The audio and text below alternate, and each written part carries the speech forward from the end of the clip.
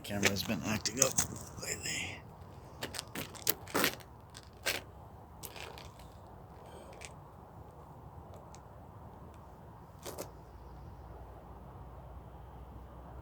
There's some people. Okay, so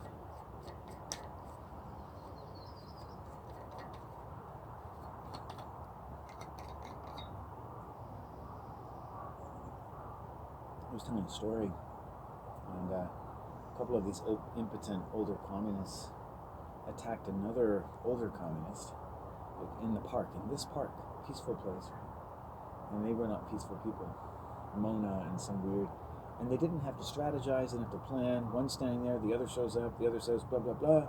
Next thing you know, they're attacking this woman.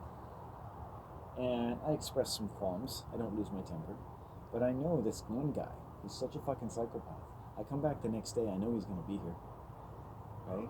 He's not happy. You see, he wasn't fully satisfied because I was standing there. And I didn't capitulate, right, to this charade and this violence.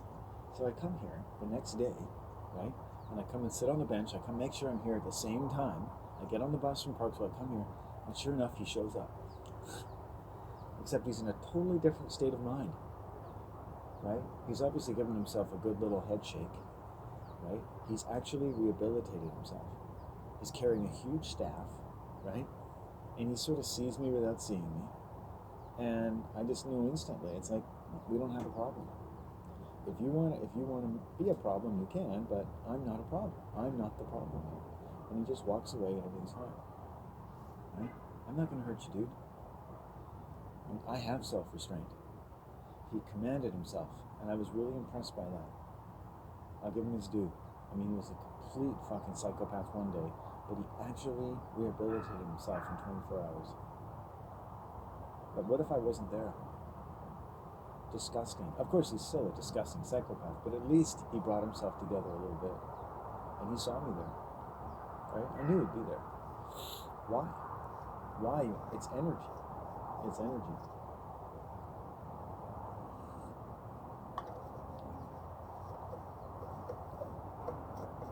It's just energy. But it's powerful, it's destructive energy. Like it stays somewhere. He had to come back, and then I've never seen him again. You'll never see them again. They just have to prove something to themselves. Because really, he kicked himself out of the park. Basically. These public places, right? They have a certain law. I see people, and I've been assaulted by multiple women here. But you never see them again.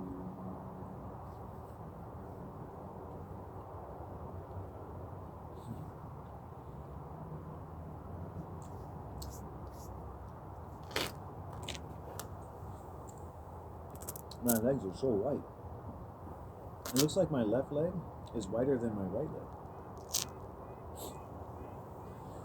I should get a tattoo of Oprah Winfrey on my right calf, you know, and then if any black people get mad at me, I'll be like, look, it's Oprah.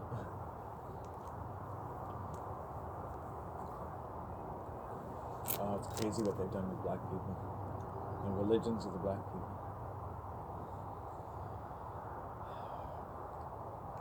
Your aunt?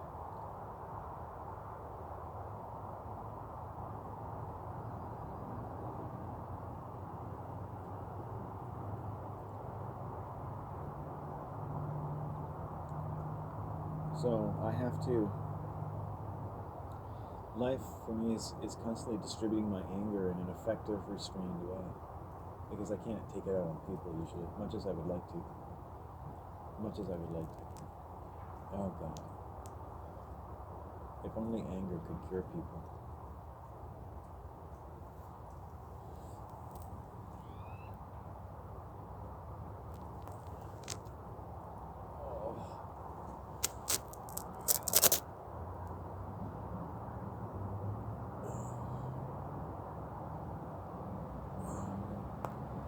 If only anger could cure people.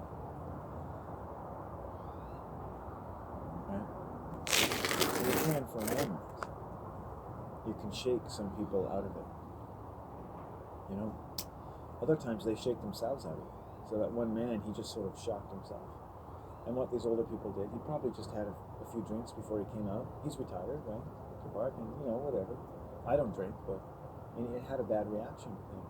He was belligerent. He was belligerent to me the moment he came up to me. And I just took it, parried it, if you will. Parried it, as I'm sure if you listen to this, you've dealt with drunk people. So, what you don't do is, be violent with them because, they can't restrain themselves. And, drunk people always win. Alcohol, the great fuel of the coward. Fuel for cowardice.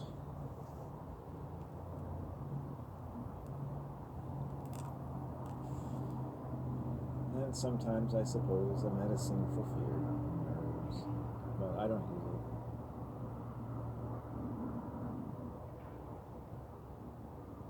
Pretty peaceful day. People are really mannerly, I find. I look around me and it's just like, people are good. And if I keep that energy and they keep that energy, we're living peacefully. I'm not looking around me. You might hear one of my videos and I sound quite angry. I think I'm just looking around for people to fuck with. And it's like, no, if I see peaceful people, I'm a happy man. I'm not looking to put you out of countenance. I'm not looking to discomfit you, to discombobulate, to ruffle your feathers. I'm not looking to kill your joy or to bum your chill.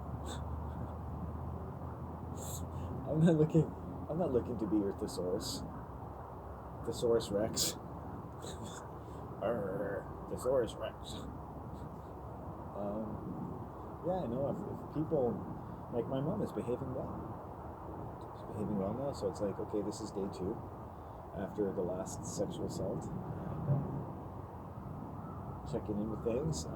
My health has returned after a day of sickness, and it's disgusting. My family don't and can't respect me as a human being, so they're just repugnant human beings. And why they've chosen to be as repugnant to me as possible, I don't know.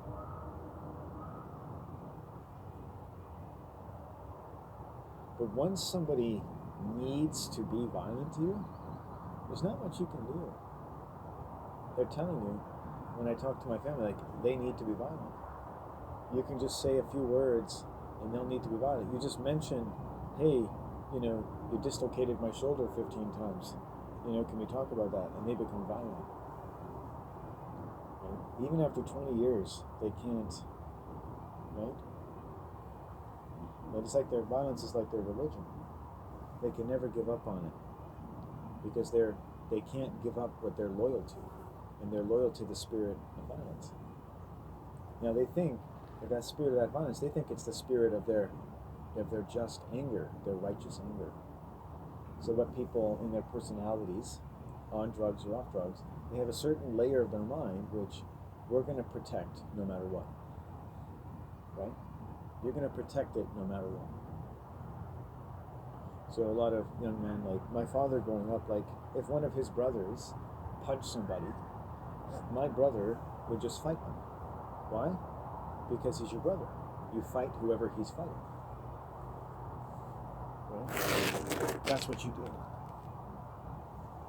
Right? That was their code. That's what they did to protect themselves.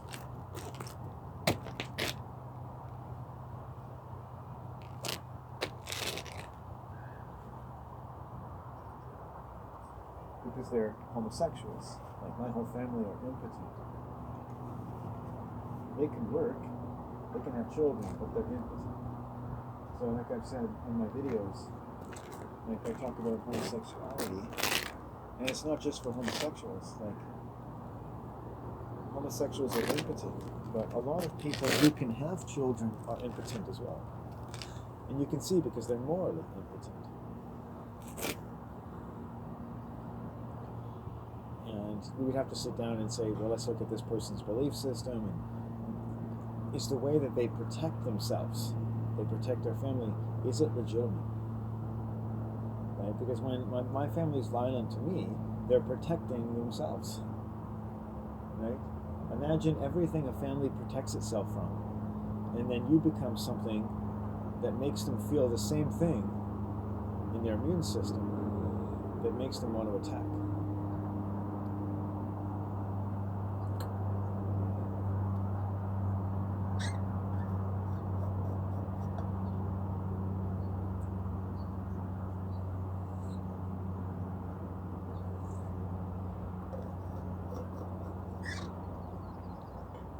So when a psychopath attacks you, and people attack in all different ways, you may find that you may ask yourself, what did I do that they're attacking me? What did I do? Right? And you know that people can make other people angry. You probably made your parents angry and you weren't even sure how. Maybe you made a friend angry and you weren't sure how. Maybe you're someone who thinks to themselves, yeah, I could make someone angry, I suppose. We can make mistakes, my opinions. I could say something wrong around the wrong person. I can make someone angry, right? You could make someone angry. People, psychopaths, they get angry. You wonder for a moment, what did I do? But the fact is, you didn't really do anything. You didn't do anything, right? They're delusional, and millions of people are delusional every day. They're literally getting angry at you for nothing. You, however, have stimulated, like every country in the world seems to have stimulated the American military system, their sense of what we're protecting ourselves from. And the word protection is key, because most people who are violent are protecting themselves.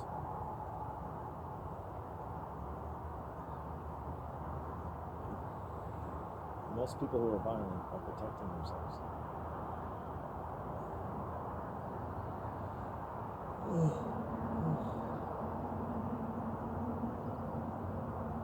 Most people who are violent are protecting themselves. Now, if someone were hurting you, right? Say they were punching your dog, and you went and you punched them. And 9 white people, like jurors, are watching. They witness this. Someone walks up to you, maybe it's a white woman, and let's say their dog bites one of your children in the head. And you walk up to her, and she's not doing anything to control the situation, so maybe you shoot her dog, maybe you kick her dog. Maybe then she fires a taser at you, so you punch her in the head and knock her unconscious. Okay? Now, who has done what to whom? And you get 9 white people. Now, what you do is you vary the people. Imagine who's who. Imagine it's a black family and a white woman. Imagine it's an Indian family. Imagine it's an Asian family. And if you're Asian, imagine it's a white family. And so on and so on. And you say to yourself, who did what to whom? Who was responsible for what? Think about it. Is the person who responding, is that excessive? Is that excessive? Right? We put people to death all the time. Hundreds of thousands of people die every year just from properly taking prescription medication from doctors and psychiatrists. What did they do?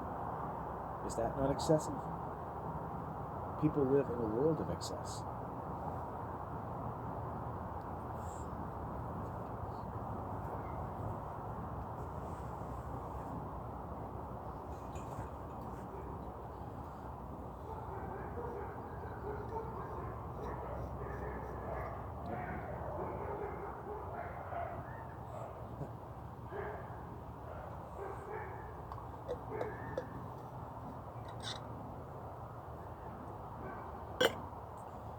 We live in a world of excess. And again, the videos I made earlier, like, what do you do with your anger? Are you telling me that you can make it from 0 to 50 in this world, 50 years of age, and you've never thought, man, I'm just fucking angry today? You're not angry about a few things? Everybody's angry about something. Somebody has fucked you over. Something has fucked you. You hear it in coffee shops, right? They don't say their mom and dad fucked them over. What do they say? They say, oh, Donald Trump fucked me over. The government fucked me over. No, they don't say the government fucked me over. They say just the Democratic government fucked me over. See, when the Republicans are there, I like the government. And they switch them off, and you have these different sort of political personalities, essentially. And they fucked you over. Somebody's fucked you over. If you can say to yourself, if my presidente was beheaded by terrorists tomorrow, which I could get arrested for, I suppose, for saying that, right? And I'd like to punch Justin Trudeau in the face. I really would. Because I just feel like it. Now, I know it's wrong. I know I could be arrested, even for saying that. I know it's wrong to say it. But to be honest, I found myself fantasizing about punching him in the face. And how good it would feel. You know, right after, of course, it would feel really bad because I'd be arrested and go to jail and worse and all kinds of awful things. You know, and I would feel bad. You know, I don't want Justin Trudeau to be punched in the face. I don't think that's right. But it would feel good in my. If there was a video game where I could punch him in the face, I'd be like, yeah. If somebody else punched him in the face and it was on video, I would watch it a million times. You should do an experiment. Take a president or prime minister, right? Have someone punch them in the face, break their fucking jaw, whatever, and then see how many people watch the video. It'd be like the most popular video in the world. Because people want to hurt somebody. They know that somebody needs to get it. You know, we're not that sophisticated. There are probably people in your life, maybe on TV or whatever, and the guy in the movie, right, the bad guy, he gets it. He gets blown up at the end. He falls off the cliff with the helicopter and blows up. He gets his nuts. You know, all kinds of awful things happen to villains in movies, right? And sometimes they escape their misfortunes, but you're happy about it, aren't you? You feel good.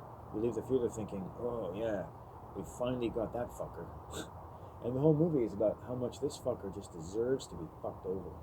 At the end of one movie, the bad guy has a pound of flesh hacked off of him. Just 1 pound of flesh. And he's tortured. Combined with a $400 million penalty. Right? Because he's rich. They're not going to kill him, but they just take a pound of his flesh. He gets to pick what part of the body they take it from. Right? What part of your body could you afford to lose if you're a thin person? Right? Some would say, well, I could lose a pound, you know. A little liposuction.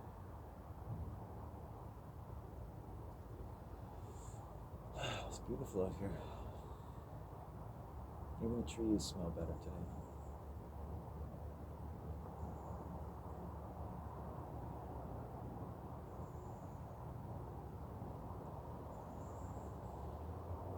Even the trees smell better. Ah, it's nice. A little leaf falling. Yeah. I think I came to the right spot. I was really concerned about staying warm enough, but they're chemtrailing heavily. The first really bout of sun in June, and they're chemtrailing heavily. So they clearly don't want, actually, the planet to heat up in this part of the world. They, you know, year after year, you can kind of see, like, I mean, that's one of the effects. It doesn't get as hot. It gets humid at times, but I'm outside a lot, and I can feel like when the sun's not around after a while, it feels really cool, because the ground's not heating up a lot. You're not getting a lot of direct sunlight.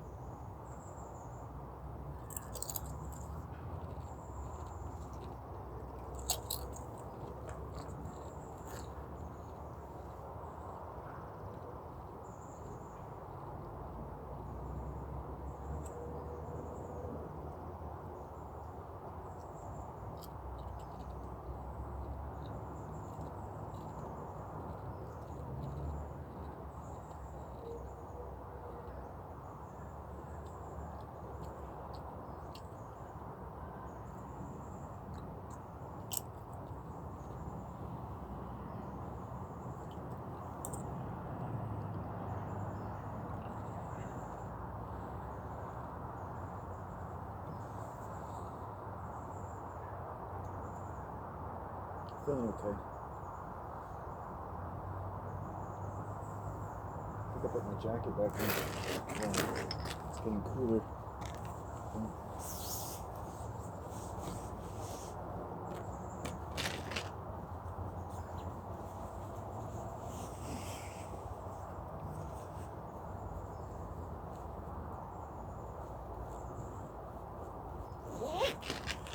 So I got my mushrooms, and there's an older guy out here, and he's jogging, just doing a few laps here and there. So he's purposeful.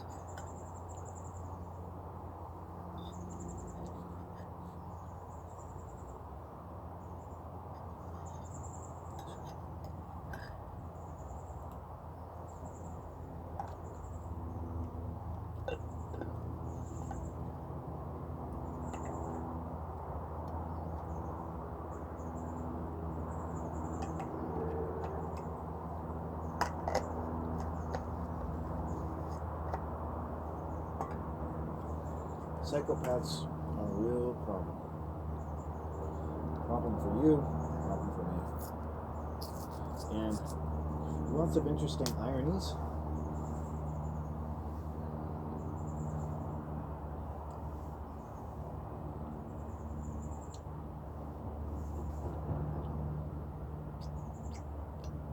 Paradoxes. Contradictions. Confusion. Nothing seems clear about living. People of good hearts seem to be very good at hiding themselves.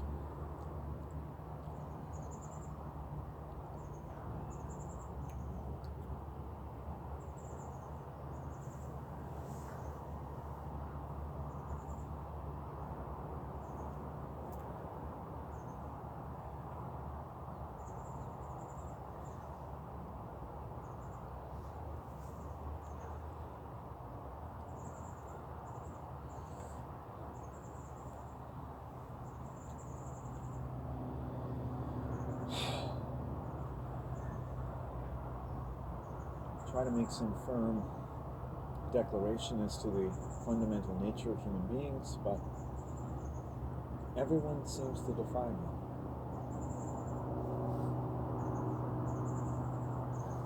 How come people don't have my experiences, for instance? People don't have the experiences I do. You may not have had the experiences I do, so all my life is based on my experience. So what do I know?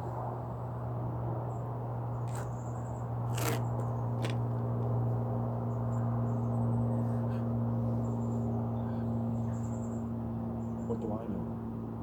I constantly feel as though my experiences are probably very, very different than that of most working people. Probably most of the people I went to college or high school with would say their lives are nothing like mine. They should like to think that. So really, what do I have to say about anything? What does my life mean? My life may mean nothing. Except maybe to me.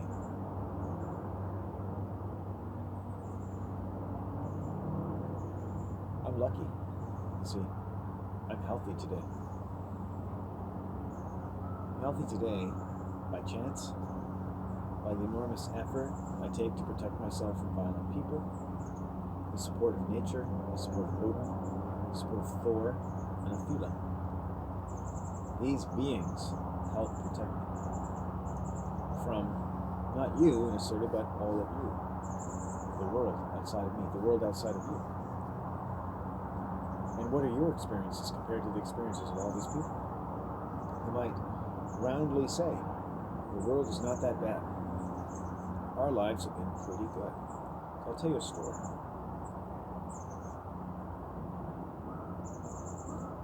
It's not a nice story, because white people aren't nice people, but I came into a volunteer library in a remote or rural area. There's two old ladies standing there. Yeah, it seemed they were okay with a little chat. I don't usually strike up conversation with people, but it was a small enough environment, and it's a library. They're into knowledge and ideas, and you just kind of, and came up about politics, war or something, World War II, and I said, it'd be interesting. I shared with my dad, I had this idea, it'd be interesting to have like a school or an institute to study the effect that warfare has on human beings. Period. And they immediately started to get aggressive. They started to get defensive. The bullshit meter just went off the charts. And they said, both of them, our families weren't affected by World War II. Right? They admitted to having family in the war, or people dying in the war. They said, we weren't affected. And the one woman started becoming violent and saying that Germans deserve to be killed because they're just violent people. Still stuck in the haze of rage from 1945, 80 years ago. 80 years ago. Okay? She was probably a child when it happened.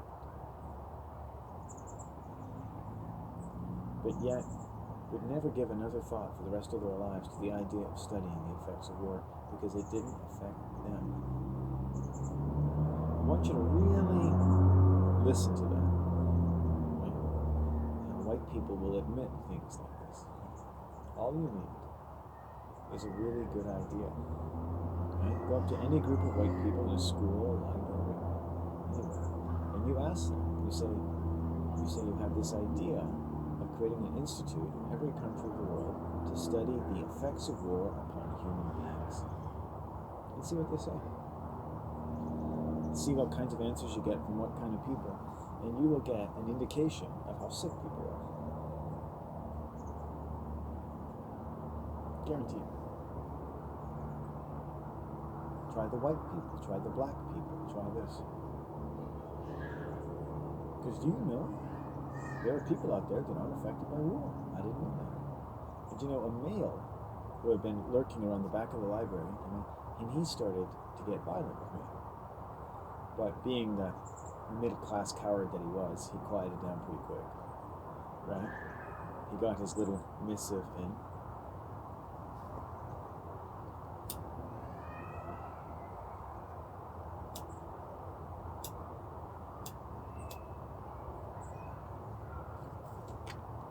Incredibly impotent and enraged people. A lot of these wealthy middle-class men, white men.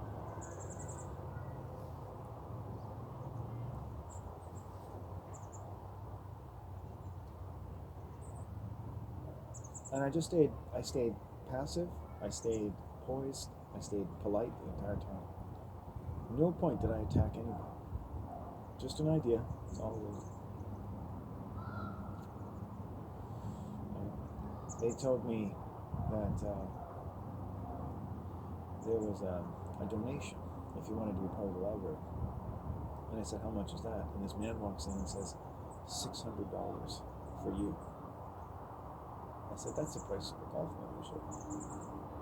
And she said, no, it's $6.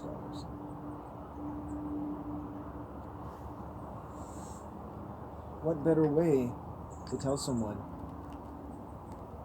we don't want your kind around here? And this is a library. And these apparently are adults who've finished their service to the communist nation, the great mother Canada.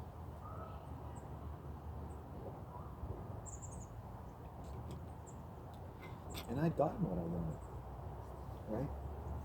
I got what I wanted. An answer to my question. Right? And white people, they don't just answer your questions like, look, they answer your question and they give you an extra 10 essays about human abnormal psychology. right? And you say, how many people are like that? And you say, well, that's one library. You should try that again. You should go back. I haven't gone back there yet. I would never go back in there. That's a violent place. But it looks like a normal place. Looks like a nice, inviting place. Just a lot. Why is it even there? Why do they need people to pay $6 a year for a library that has maybe 600 square feet of space? It doesn't make any sense. It's just to give them something to do. That's all.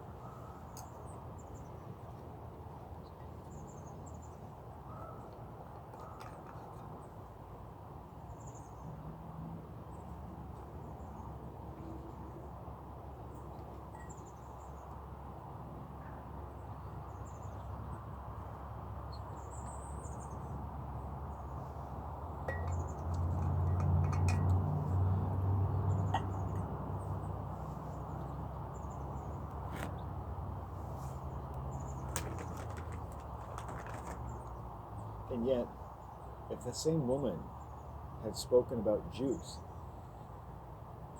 the way she was talking about Germans, in some countries they would have been arrested.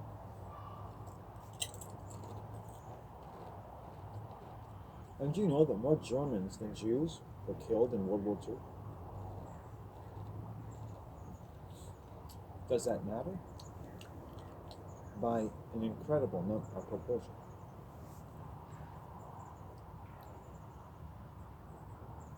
How does that feel in your heart, that story? How does that sit? How do you think that sits with me? Right? And you would say to me, oh, you got to be more positive. You got to be. I walked into a country library with two nice old ladies, and this is the story I come out with. Right? They're okay with that. She was even recommending a book to me about World War II by Sir Lord Baton Rouge himself or some shit. I didn't say anything, but like the fuck I would ever read that dribble. Right? It's all fiction.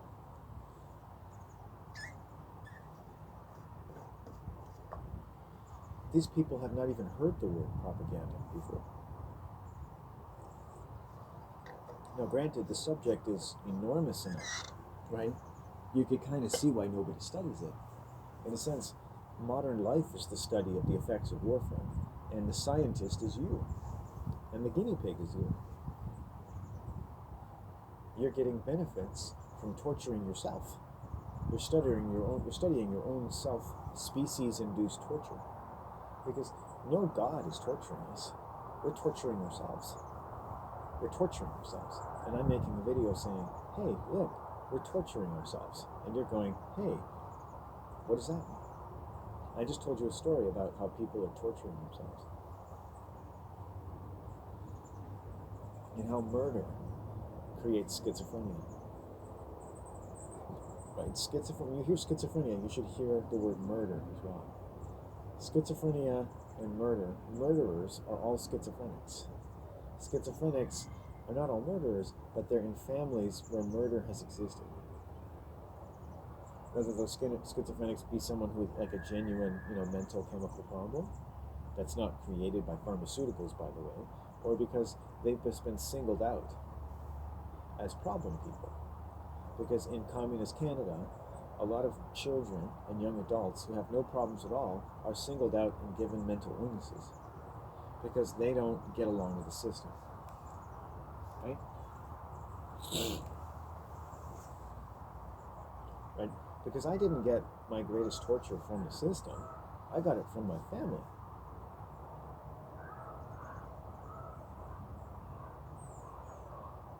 Since very young, family to me is indistinguishable from violence. I've never known a non-violent family.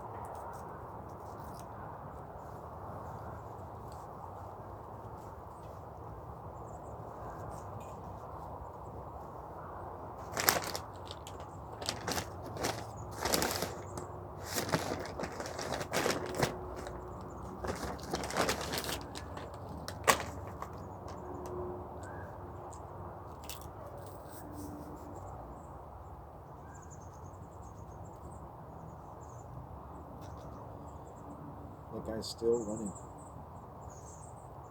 Then he stops and does stretches. And he runs again.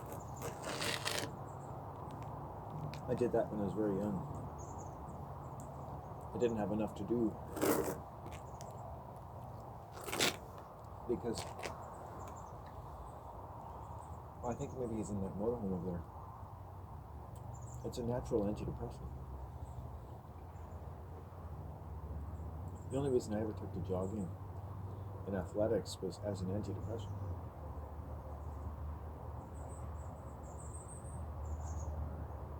I don't think people realize that. Jogging is an antidepressant.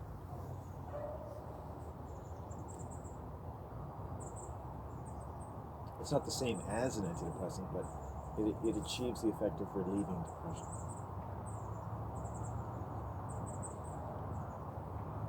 You would say, where did you get that from? Oh, I've had doctors recommend it to me. So, and then as soon as I say that, it's like, oh, well, that must be valid then. No, you can see it for yourself. Don't just rely on doctors, right? Like, you can see that among joggers, like, it basically serves as an antidepressant. And God forbid they should ever have to stop. But they shouldn't have enough to do. What would they talk about? What's on your mind? I love to get people who compulsively exercise and stick them in a really pleasant compound from which they can't escape, with all amenities and access to your families and friends, but stuck nonetheless. And I'd get you in a room once a day for an hour, get you to sit there and tell me what's on your mind. And then maybe 2 hours and 3 hours. I give you some weed, some alcohol, some cigarettes, whatever the fuck you want, and just tell me what's on your mind. Tell the camera what's on your mind. They should have cameras like this. And just make little vestibules everywhere. And people could just, and you can get in there, and you're excused from all crimes. No one can arrest you for anything you say. You can really say anything you want. You can talk about fucking babies, whatever you want. Just get it out of your system. A full confession. Right?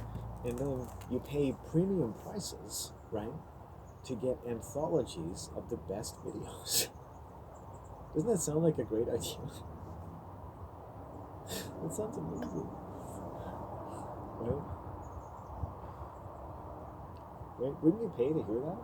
If people all over the world, in your language of choice, were basically just letting it all out.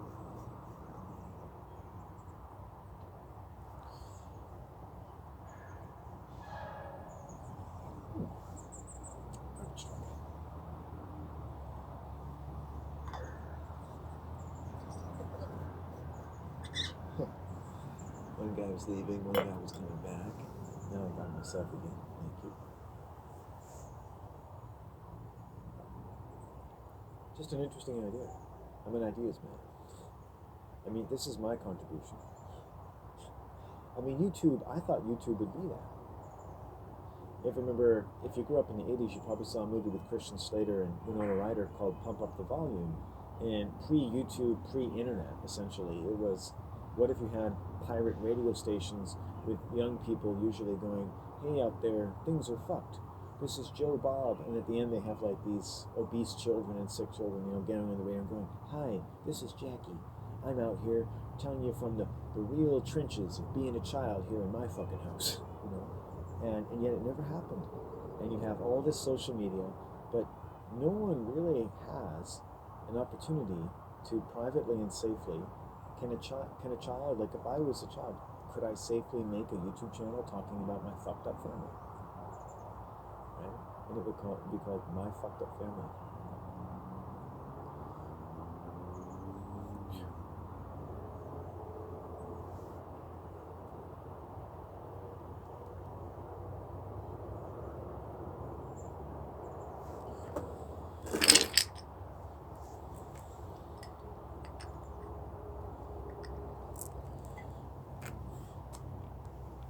He's still jogging, right?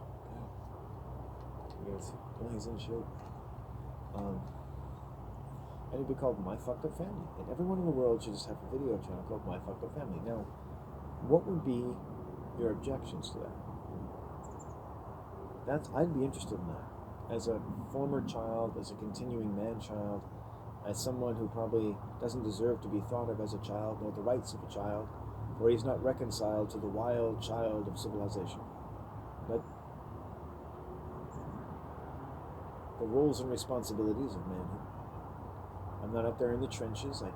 I can't run the 100 meter in 6.5 seconds. I can't wield a hammer all day. I can't fix your sink. I can't fix your car. I can't pay for dinner. I can't do fuck all. But I can sit here and tell you about my fucked up family and say, what would be the moral objections to talking about having a child have a channel called My Fucked Up Family? You can actually have myfuckedupfamily.com, and everyone's channel was called My Fucked Up Family. And everyone sold their versions of like the worst fucking things that ever happened to them. Now, before you have your moral objections, right, let's keep them. Let's look at some of the content.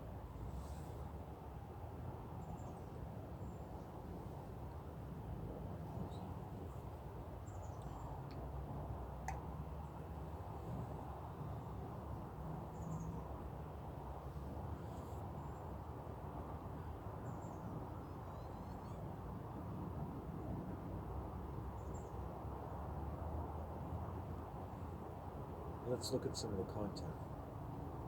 Okay, so we put out a beta version to get 100,000 subscribers.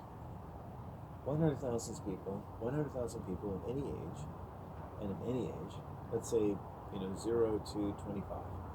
And they've made their first video for My Fucked Up Family, and it's totally private. None of their family can see it, right? Password protected at the yin-yang. Right? It's an online journal called My Fucked Up Family. Because journaling is really good and you write, but not everybody likes to write. And in the age of video and stuff, like, I find this much easier than writing. You can be natural. Like, I can use my whole body to talk. You're using your whole body when you're writing, but it's different. Right? I can speak with my entire body. So even though my body's moving, it doesn't look like, it looks like just my lips are moving. I'm actually talking with my entire body. If you took a part of my body away, I'd probably have very different things to say. Right? In fact, I'm talking to you today because in a way, part of my body was taken away. Part of my life. And I'm angry. Family is a part of your life. Family was over permanently for me by the time I was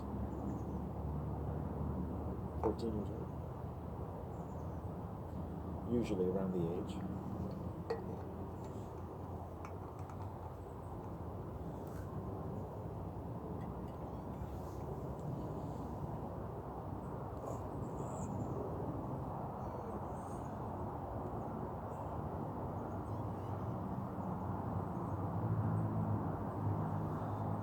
Well, you hear a lot of people that run away from home. It's like 12, 13, 14. It seems to be around these times when families with a lot of domestic abuse get worse. Precisely because you're getting older.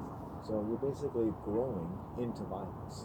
You're being told that because you can't help but grow mentally and physically, right? And let's say still at 10 years old, most people would say you're not responsible to raise yourself. You're not responsible to know everything about life. You're not responsible to understand anything. Like, you treat a 10-year-old like a 10-year-old. Right? And yet, you see children all the time that are forced to understand a good deal more than they could possibly understand.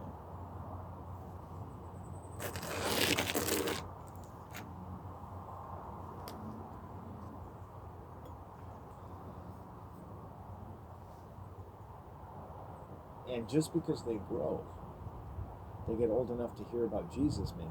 They get old enough for this or that or the other. They're given very different treatment. They can go from being somebody to nobody in a second. A child. Almost on a daily basis.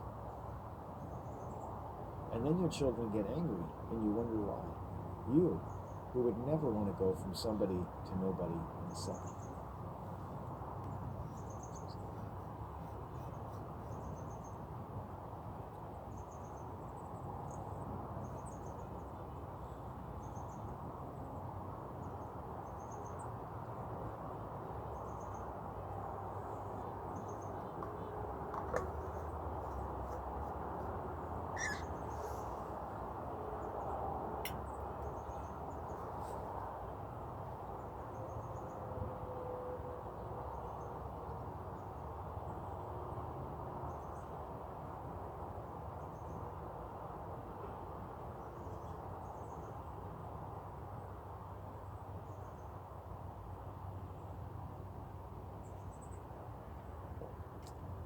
I'm an artist, in a sense, that has ideas that may seem a bit offbeat, questions that may seem a bit offbeat. I may be one of the least knowledgeable people in the world.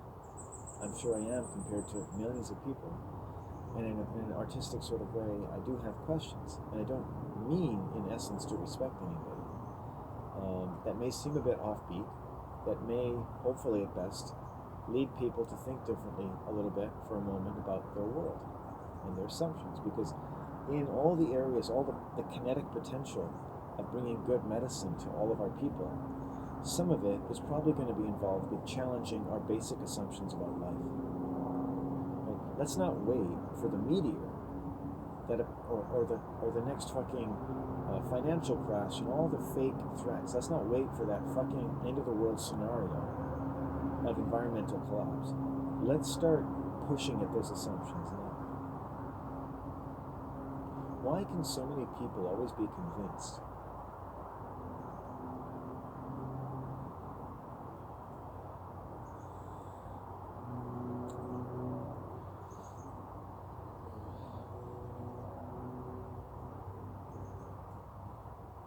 so many people always be relied upon to be convinced, good people, hardworking people, that the world is going to end?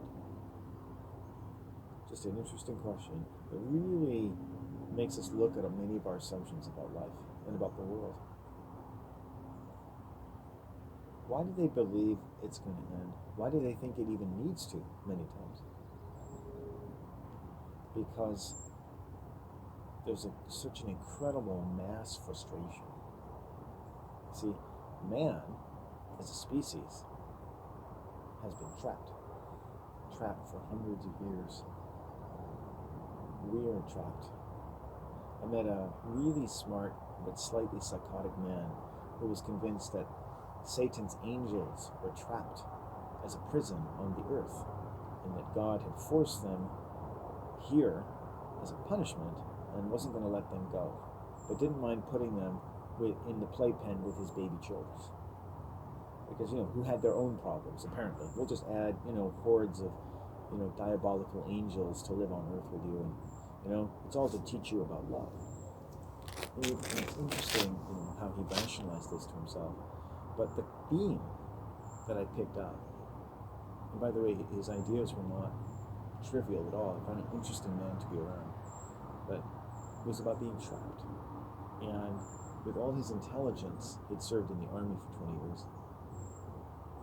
He couldn't get around, I think, in a sense, how trapped he was. The effects of being trapped as an animal when human beings are so amazing, really amazing. And I know this is going to sound like an awful talk, but I think we're so amazing that if you just looked at how animals respond to being trapped, we have the most resources. We're the most easily trapped because we have the most resources to be able to continue living and reproducing while we're being trapped. And you don't need fences to trap us.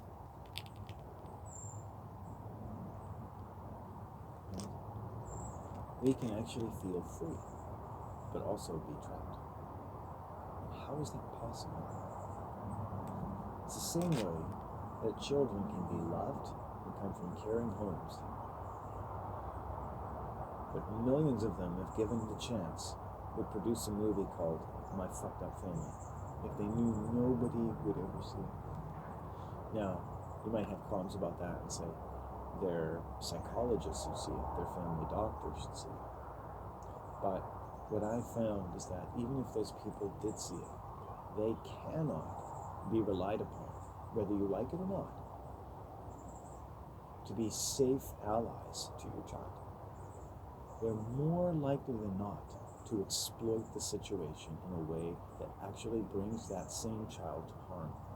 So such a channel would have to be protected from pedophiles like child psychologists who absolutely love children. I believe you do. If you're a child psychologist, if you're a teacher for the communist system, I absolutely believe that you love children. You love, love, love, in the fullest, most beautiful sense that word has ever been used. You are the incarnation of its spirit and ministry on earth. You love children. I've met you. I know you do. I've met your children. They definitely look like you are a total expert in love, in everything that means in the world. Unfortunately, it doesn't mean shit, right? It doesn't mean shit to people like me, right? But that's okay. I'm just one person. And it probably doesn't mean shit to your children either. It doesn't mean shit to any of your clients whom you abuse on a regular basis. And if for another reason, because you have no fucking clue what you're doing, because you've been trapped as an animal your entire life. That's why good psychologists also look at political ponerology. In other words, great psychiatrists like R.D. Laing understood that there was a sexual politic to every profession. You take people and you allow them to start pronouncing things about other people, that in order to make them better, they have to make healthy people feel like they're sick. If you want to make children psychologically better, you had to actually harm the existing good parts of their mind. Because you could. Because you didn't know any better. Right? Because you didn't have that mental development. You couldn't account for the politic of your profession. You couldn't account for levels of mental energy that obviously touched upon other types of industrially expedient ways of treating people and children and thinking about them, because nobody treats anybody badly without having to think a certain way about them. Many of them, children, might wonder, does anybody love me at all? Has anyone ever thought about me at all?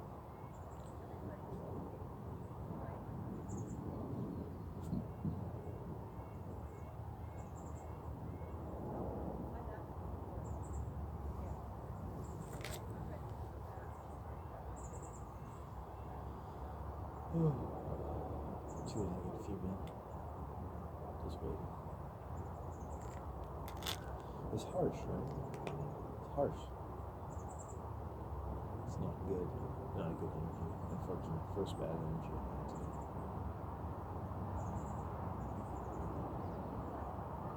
Got some baseball coming up the other side of the field. That's it.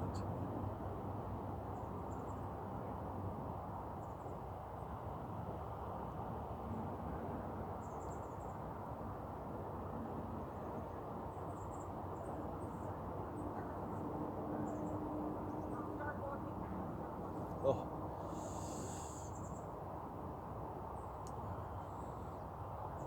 Stop working. Stop.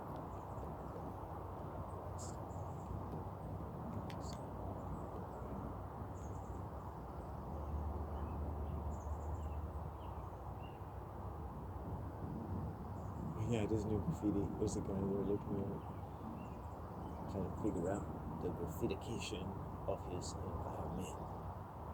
This graffiti can. The guy's still running. It's amazing. Got my respect. That tree is smiling over me. Honey, I love these trees. God, they're beautiful. Old ladies walking away. Good. Old men checking me out. Old men checking me out.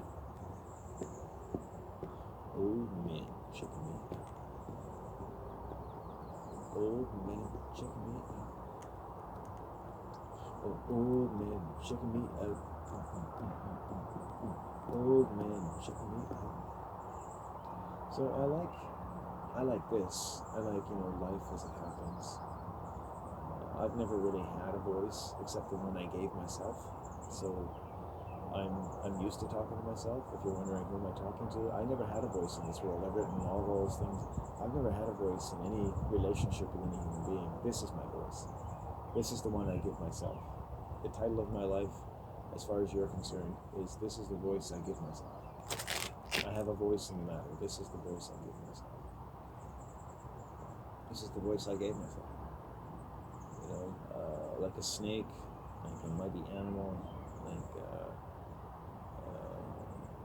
some sort of spiritual quetzalcoatl, and not just my voice, any voice, but I got forged by whatever I can recall, or I can tell you, or I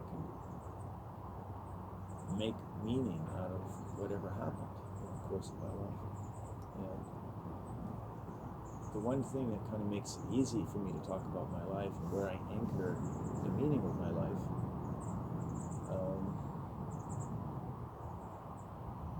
is violence, and the critical, greatest violence that was ever done to me that took years to happen and has basically continued to happen for years, but happened in the span of maybe a minute or two in my home. Right? With someone I knew.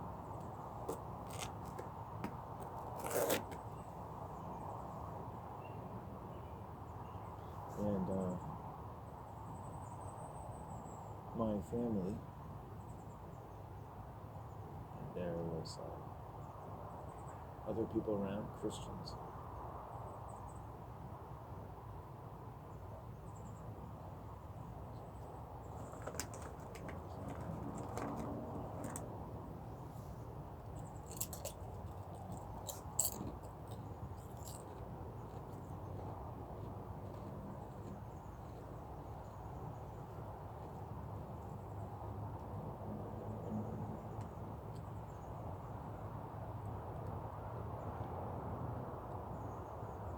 So, I think very differently about people.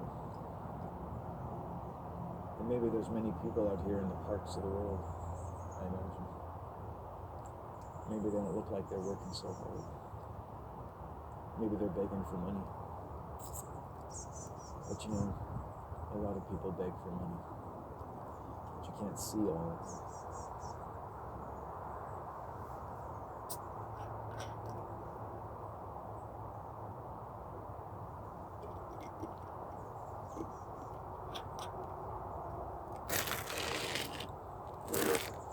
And it's nice when you can look around in your life and you have all the money you need.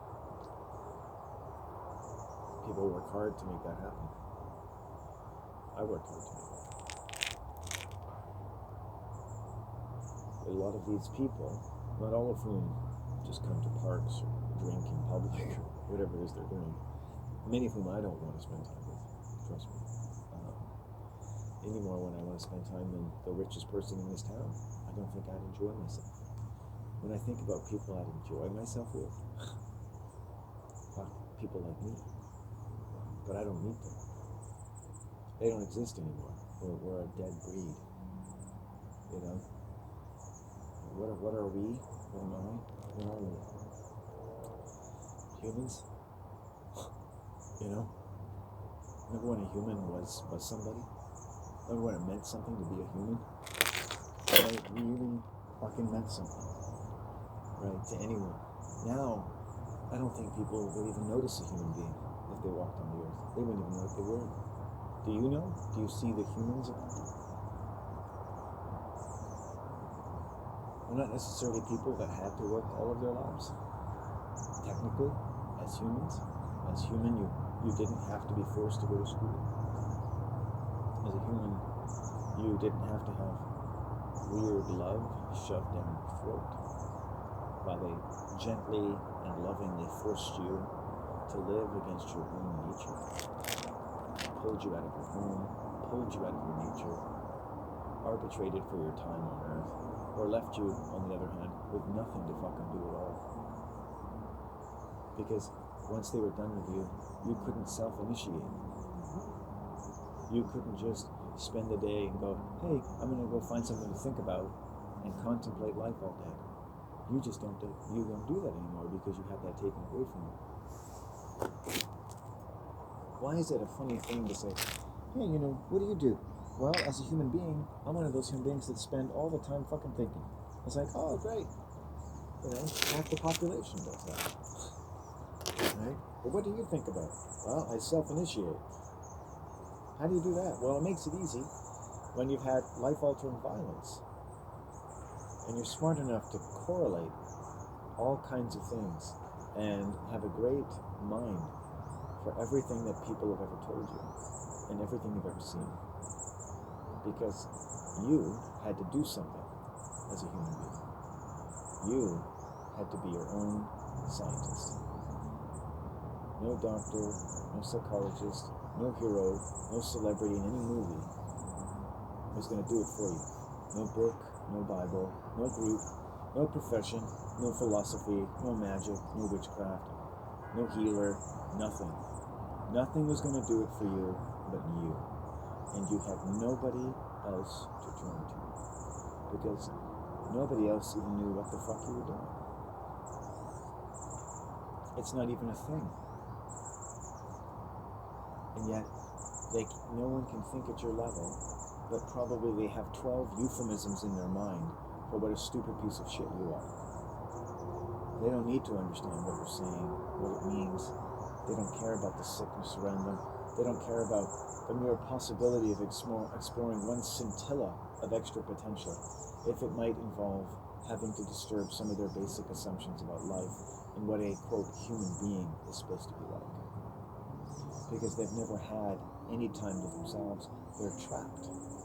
And when human beings are trapped, as an animal, we have a lot of resources, but none of them taken together are going to make your world peaceful, because everybody's trapped.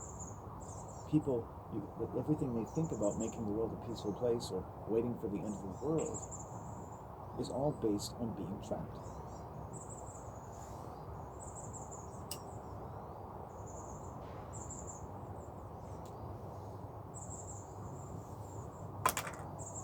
Right.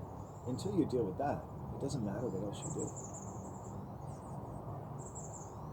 It doesn't matter what you do. It doesn't matter that you like school. It doesn't matter who you are. There's nothing you've been put through in this world that you weren't trapped by. There's no child. One of the things we know about society, as scientists and doctors of some true capacity, is that every child in the world is trapped into life. You know how we know that? You know how you know that? How it's easy to know that? I'll give you the simple explanation, make it really easy. It's because you're a fucking human being. It's because you're a fucking beautiful human being. And because of what a fucking beautiful human being is, all of these beings, you can tell, are trapped. Everyone's trapped. Because the way they're treated, and the way you can see they've been treated, and the way they behave, and ergo the way they've been treated, right, is not appropriate. They've been trapped. All trapped. This old man running, nice guy, whatever, but he's trapped. And he's running off his tension in this ball field.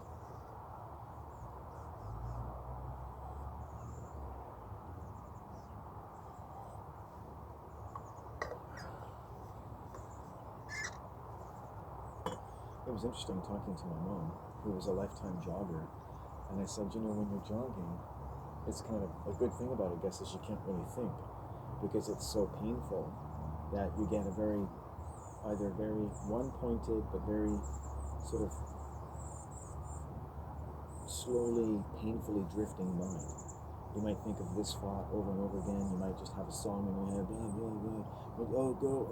You have to, you have a certain amount of space. It's a mantra, it's a song, it's a problem, it's an anger, but everything is condensed when you're jogging. And I wasn't criticizing, I was just saying, and my mom immediately started rationalizing. And I said, basically, jogging isn't necessarily the best way to think, because when you're walking, you can actually access more of your body in a way. When you're running, right, you're getting thinking. It's like a truth serum, for sure, because you're going to feel your feelings. Like that guy at work that did that thing, you're going to feel that. You're going to be like, fuck you. And then when you get to the end of the run, you'll be like, right? Now you feel strong again. You haven't dealt with the problem, but now you feel good. Why? Because actually you've made yourself psychotic, right? Running's like a drug. It allows people to deal with all kinds of tension really quickly, while all of a sudden making them stronger. It's the perfect drug. That's why the military always emphasized jogging. You're putting almost an anal amount of pressure on your lower spine, so you're bumping yourself, right? Which over time does affect mental changes and brain state changes. almost equivalent to anal sex. And you can deal with things. And it also trains you to be a stronger person. If you had a drug that could do that, right, you would take it.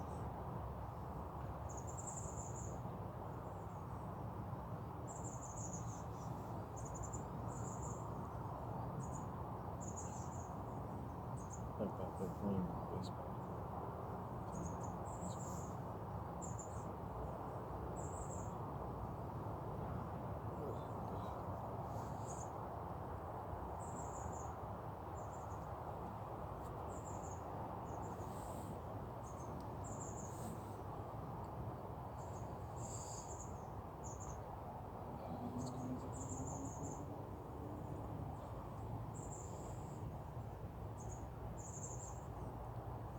Nice.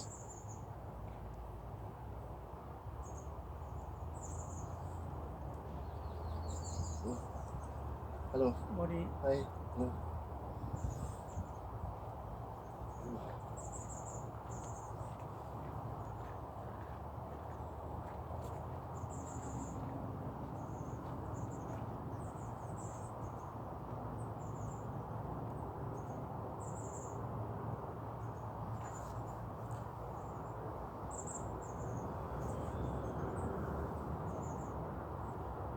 So they were nice Asian. Very nice people, you can see that. Why always off-continent people in this?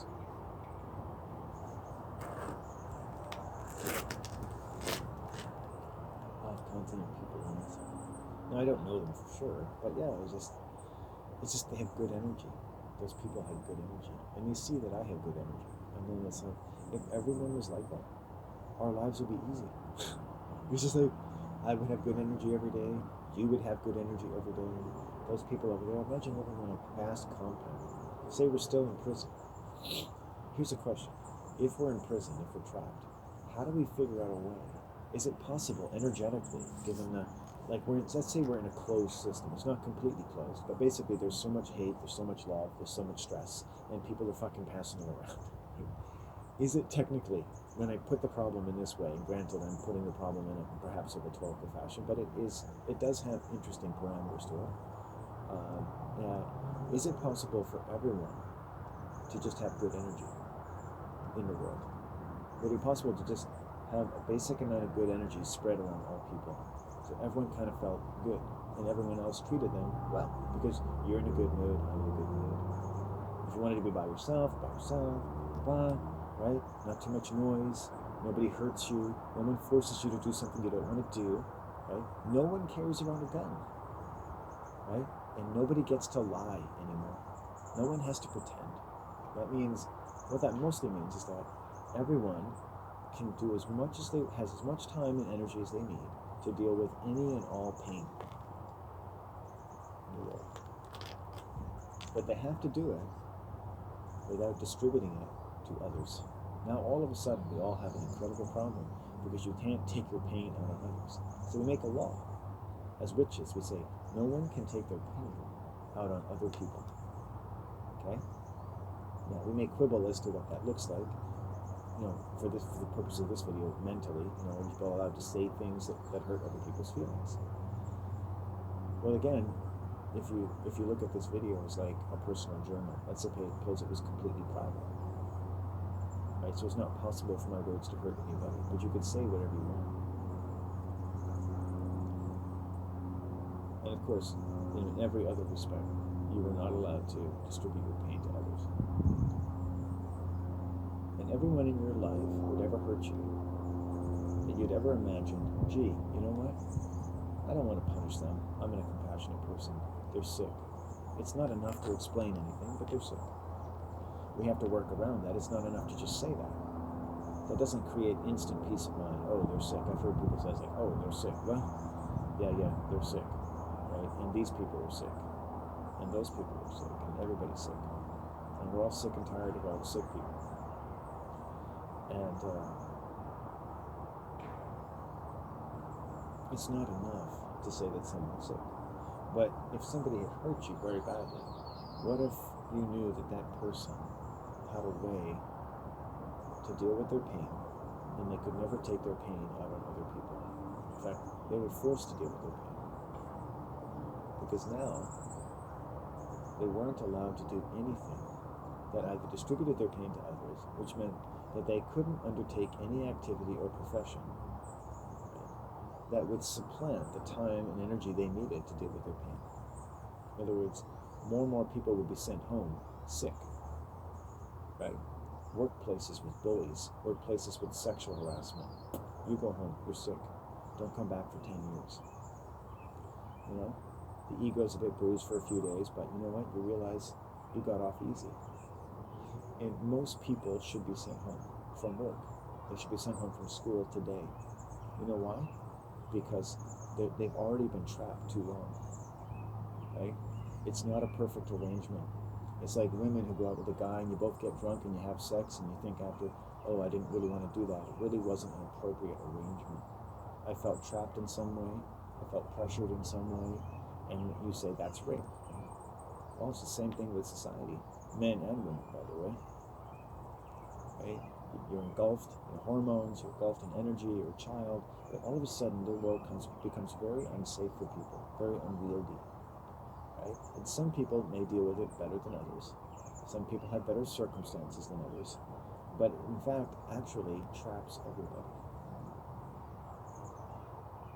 And so, if we keep doing that, nobody is ever going to see a world on this earth, think about that, your children, where everybody can treat everybody well, every day. Okay? Don't you think that's a bit sad? You couldn't even have a cult compound where everybody treated everybody well every day. You start the experiment, and with a week, a year, and 3 years, you're going to have so much fucking murder on that compound if you don't give them enough ways to vent, right? That's why even cults give people something to do.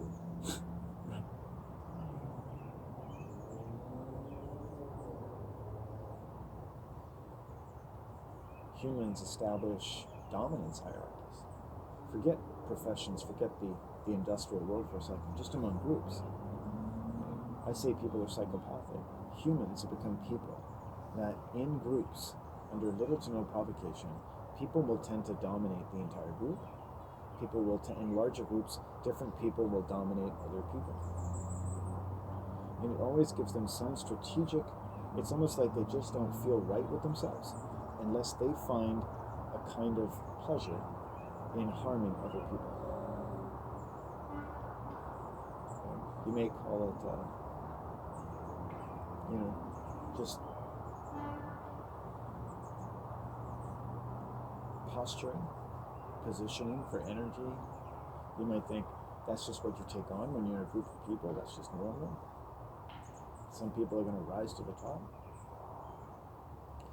And if you do think that, then it gives me a lot of work to do, because I could sit here and I could talk for hours of my own personal experience that doesn't make it look like this is a healthy type of thing at all for groups like sports, where you have a leader and a captain. Human beings always have to branch off into a military unit. The father has to be the top of the family, or the mother, it's usually with white people, right? It's actually the woman who usually controls the family. It's like that in a lot of societies. Like, white people think, if you look at anthropology, like, white people are no different. In white society, we think we're so machismo. See the men, these big men walking around, they got their big trucks, but it's always the women that control the family. It's always the women that control the family. And the thing is that men may have had their time, but they've basically been feminized. They've gone impotent from being so manly. Right? We've gone macho, manly, impotent, right? And then now that's taken over into the homosexual world, because homosexual men are impotent, and a lot of sexually functioning men, you may say, are also basically morally impotent. So they're really half homosexual. They can still get erections and fuck women, but it's usually to do with a life of quite a mindless, usually hard-working life. Right? They're not, and the educated ones have their own problems, right? Very dominance-related, self-important, obsessive compulsive, very common among high-functioning, educated people. And I run into those types as well, and I can easily profile them because they're so obvious. I've made videos of them. You can listen to them talking to me. I'm just like, it's incredible. It's incredible because I'm basically just sort of a blank slate, right? And they tell me everything. Right? The smart ones think I'm smart. The stupid one thinks I'm stupid. The coward thinks I'm a coward, I suppose. Or not.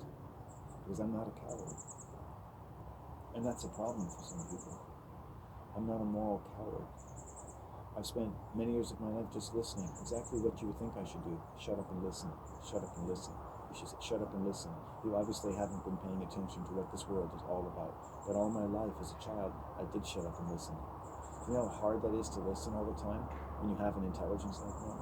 And I listen to people, and I listen to people who call themselves my friends, men and women, and I listen. I took it, and I took it, and I took it.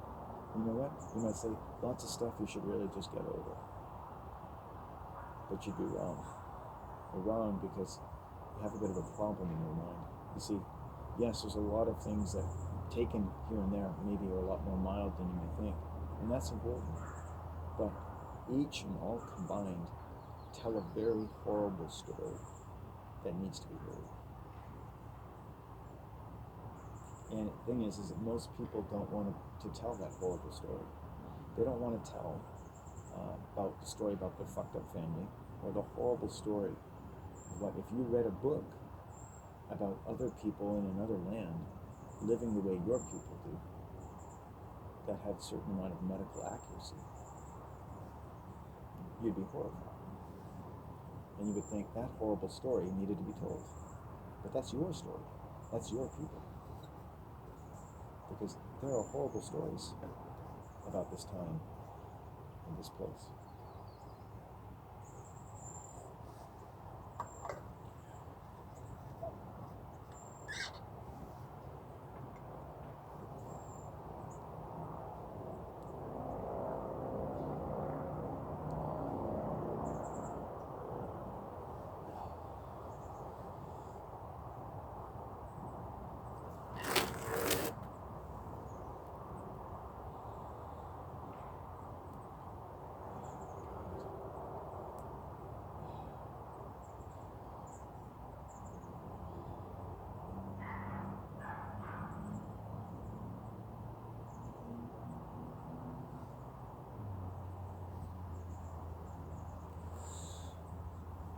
One of the last things my Uncle Vic said to me was that I looked like a homosexual. And a couple of years ago, I was walking down the street after a long day of hiking, and a drunk man, clearly impotent in public, yelled at me and said, "You look like a girl." I've had drunk women in parks who say, "Oh, you look like a girl." They call me Teresa. This one lady called me, "Oh, Teresa." Just a man walking peacefully by, because they're so impotent.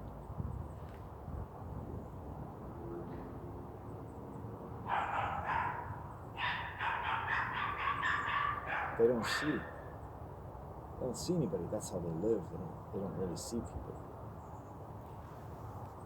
Some of the most charming people I've ever been around, really charismatic. You feel like a better person just being around them, and they're just some random psychopath from like a rich family, and they don't see people. Right? Because when you're trapped and when you're sick, it's very hard to actually see people. You're just fighting to be the people that you are. So I'm watching these high performance males across so they're practicing for baseball, and he's playing second base. He's hitting to second, and then he throws to first. He's good. It's kind of fun to watch.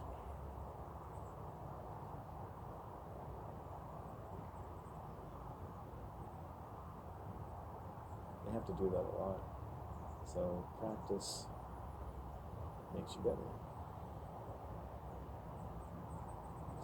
Like, we never did that growing up, though. We never actually practiced baseball. We would just play. You know, it never occurred to me to practice. We would just play baseball. I want to bring up this point, okay? Because baseball is kind of this epic, gothic, kind of American thing to do. In Canada, is a communist country as well, like American. And, you know, the Civil War, the Revolution, they're all fake. Like, real bodies, but all the reasons are fake, but all the generals are fake. There's a reason why George Washington and King George have the same name. You know what I mean? Because they're fucking family. Right?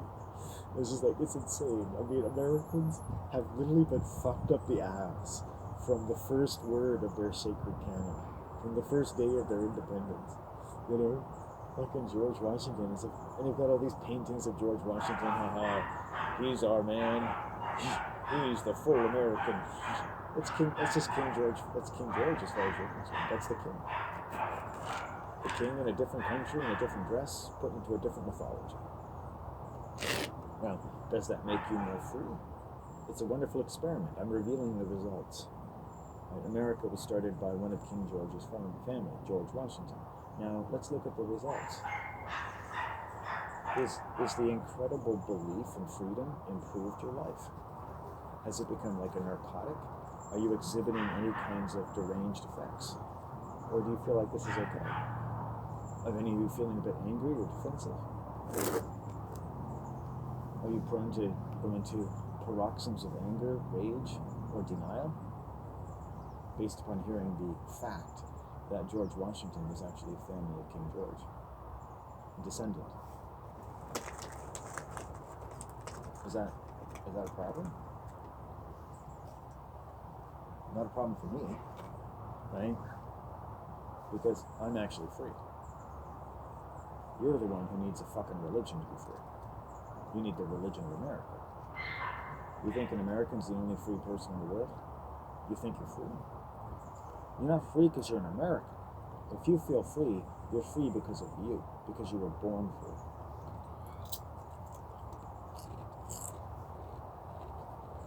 I'm not trying to offend your freedom. Everyone gets to feel free. And if when you feel free, you love to add Americanism to your freedom, just like some people add heroin to a good time, go ahead. But don't tell me that Americanism, like heroin, is your freedom. You are free. If you need medicine to be free, that's fine. Because your freedom may need a little medicine.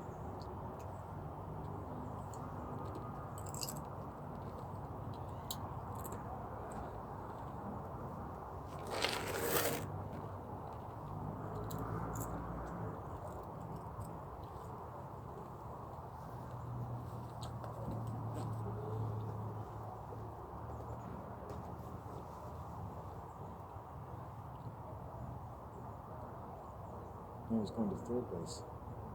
Oh, he's got a pretty good arm.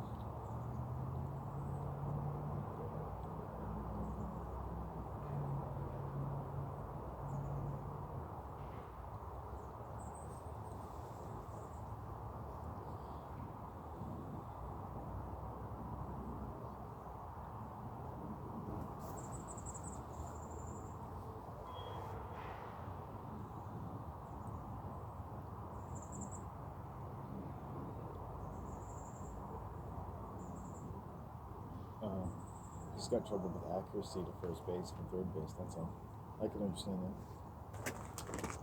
He's got a good hard throw though, when it's accurate. Almost. Oh, there he goes.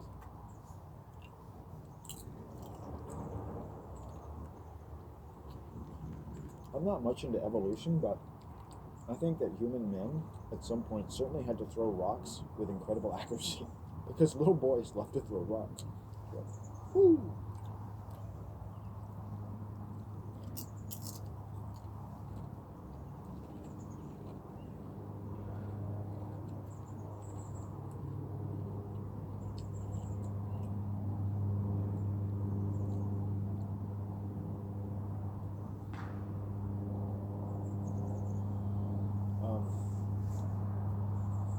Just taking a breather here. It's a lot of intense subjects. Well, I think people can feel free. It's nice to enjoy what you like to dress your freedom with. Americans dress their freedom with America. America is a religion. We've never been independent. The wars are a sham. The bodies are real. The heroes, much as they are selected not from among your number, but among their own, are basically just poofs in every case. So, who are you worshiping? I don't think you shouldn't do it. I just think you should know what you're worshiping. If you still like it, great. But if you don't like something anymore because you know the truth, then, or if you refuse to accept the truth, or you continue to want to worship something against the truth, then I would say, what turned you into such a cowardly liar? The cowardly lion, the cowardly liar.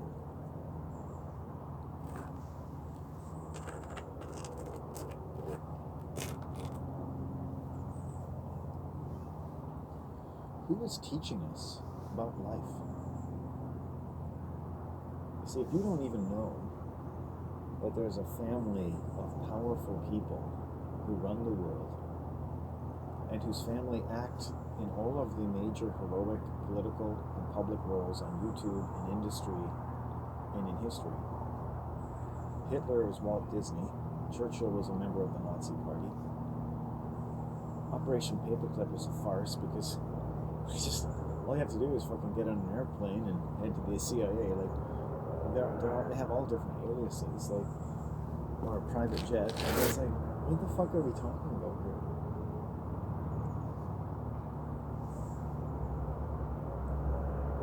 You never get to know the truth about anything.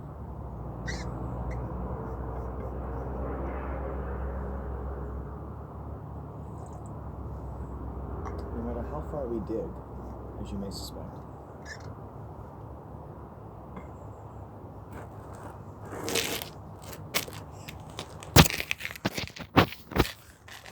no matter how far we dig, we're bound to find that we don't understand the world.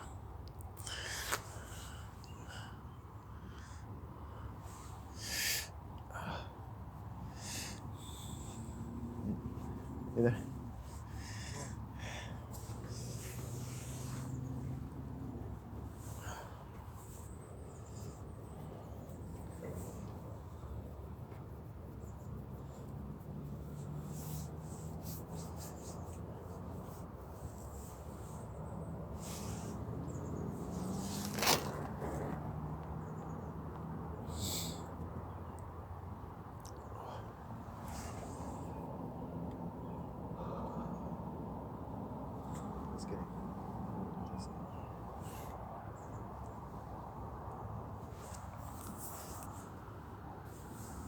Just a weird dude, I think, looking for beer cans or something.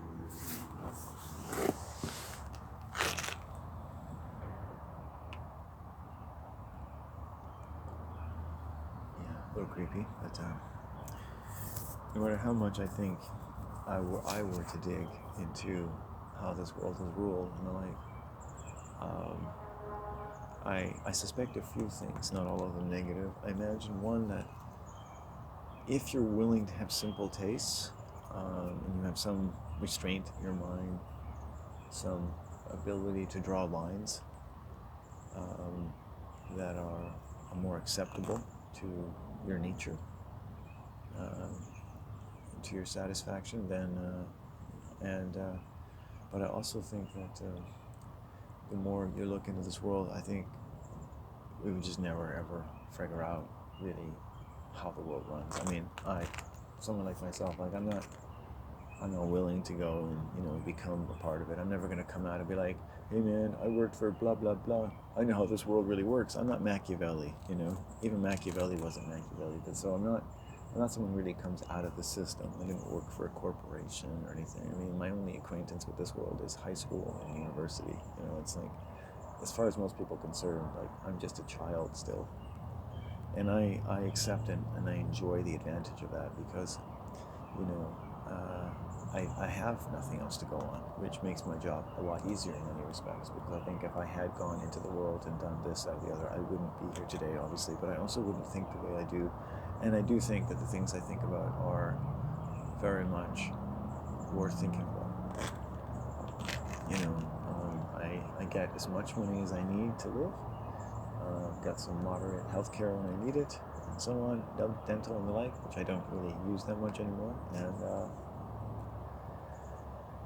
And if I can keep myself healthy from being domestically abused, I actually tend to enjoy my life. But increasingly, I think I've had a bit of a testosterone rush in my 40s, or a delayed one from when I was 5 or 6, I don't know. But my body seems to mete out a certain amount of testosterone over time, and I think that's also one of the reasons I'm going to live a long time. A lot of guys that develop, like these guys out here, all their testosterone has probably been delivered to them by now. And I think testosterone actually can be delivered to our minds as a man throughout our lives. So when I see men that are like really big, and you just hear the sound of their voices, like, if you hear the sound of my voice, it's not a very baritone-like voice. I can hit some pretty high notes, but I can also hit some low ones. And part of that is because I don't think as much testosterone was delivered to my system. I don't have as much facial hair as most men my age and things like that.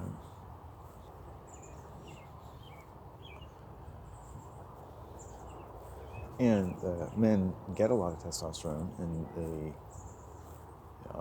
changes your brain development. Remember, everything's happening within the context of being trapped in an open-air prison. Okay, look at this, isn't that beautiful? I love that, how that's all grown into there. They cut down all these ones, they cut them back. They did like a lot of like heinous amount of cutting. And look at, it's all growing, and it's growing here as well. I love it. Because the white people, their families that cut all this, their children come here and leave garbage all the time. So, and no one takes responsibility. I talked to this one lady, white lady once, and it's all the white people thing. And I said, yeah, in my family, I see me or any children that I have as we represent our entire family. You have to always honor your family because you represent your family wherever you go. And she was so upset, she had to get up and walk away. Not that I was insinuating she had to believe that way, but her belief, combined with having to hear mine, must have been so weak, so indefensible, right? All she understood, from her perspective, is that you could only think the way she does. So it was interesting, when white people meet different beliefs that challenge their assumptions. Just a different value system. I didn't need her to share my values. I said, for my children, wherever they go, they represent their family. She couldn't do that. You see how much their families have been broken down. They have no values anymore. They're not even responsible to each other. Your parents obviously have no obligations to you, right? They can just shove you into school. That's completely immoral. It's immoral to put a child in school. It's completely and utterly immoral to what a human being is to stick a child in public school. It's utterly immoral. These are completely despicable places, and they always have been. The only purpose of school that's of any importance is that it's there to break down your will. It's there to make you get used to feeling trapped. Not that your home isn't also very suitable for that, and increasingly you're going to see a lot of people homeschooling. It doesn't matter. Those children are trapped too. Because if you're not living around people who have gotten out of the communist system, you're going to basically be trapped one way or the other. And so many people have gone along before us, and they try to be free and are all about freedom. I've met so many people. You meet people like at street level or coming out of, met some people from Peterborough, young artists, and they're like, the revolution, the revolution. It was just like a word they would say. The revolution, the revolution. There was nothing revolution. They didn't even think about stuff. They didn't read books. just like the revolution, the revolution. It was like, I didn't understand what they meant. But you find out that they have all kinds of sexual abuse in their family. They're sexually abusing each other. They're pathological liars. They're psychopaths. They're narcissists. They're professional human beings. They're very charming. They can be liked and get attention as much as they can wherever they go. They can put on the charm, but they don't really see anybody. They've been turned into a different creature. I've seen children between 9 and 13, but also between even 16 and 19, or 18 and 21. You can see incredible changes in their personality. And it's part of their mind is trying to hold on, and then they just become fully narcissistic. These young men, it's nice watching them, but they're totally performance driven. I never ever practiced baseball. I never practiced any sport. You might say, well, that's why you didn't pursue them. It's no, they were just for fun. They're for younger people to have fun. They're not for anything else. There's so many other things to do, but they're trapped. Like the man who was in his 70s running the field for 45 minutes and stretching. He wasn't walking. He wasn't, he had to do it. It's a drug. You have that tension. You have to wick off, right? You can't just sit around and talk to yourself. You can't think about things. Can you imagine how much studying it takes to understand the world? These guys at their age, 18 or 19, can afford to spend all day playing baseball. Now understand, emotionally, you could be 18, 19, maybe you're going to school, maybe your friends are working. You probably, some of you anyway, would think you can't afford to spend all day, every day, masturbating, right? You'd be like, something's wrong here. Why? Because you think there's probably other more important things to do and you're wasting your life, right? Just an interesting example. But you can play baseball all day, right? Which is no better than masturbating. You're actually doing nothing beyond a certain point, except that it's wicking off tension. It's something to do because you can't find anything else to do because you're trapped, right? And baseball is an acceptable way to spend your time as long as you're increasing your performance. If you went out there and played baseball and you continued to suck, you'd be a loser. But they're not improving by playing baseball, they're improving by practicing it. They're getting into the game, they're getting into the sport. Right? It's becoming a part of who they are. Okay? There's so many things, other things to learn in this world. Right? There's so many things to learn about the pain in the world, the problems in the world, the history of the world. If you can even find anything truthful, and I'll save you a lot of effort. If you want to have a truthful book about history, it's called Your Senses and Your Environment. They will write every book you need to know about the history of this world. And in my religion, this whole world became like blood from a stone.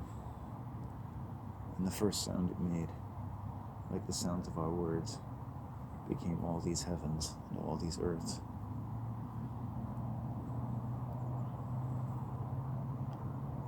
And that stone might as well be our mother and father, our great-grandfather. It's funny because this Christian, Kent Hovind, used to argue against evolution quite well, actually.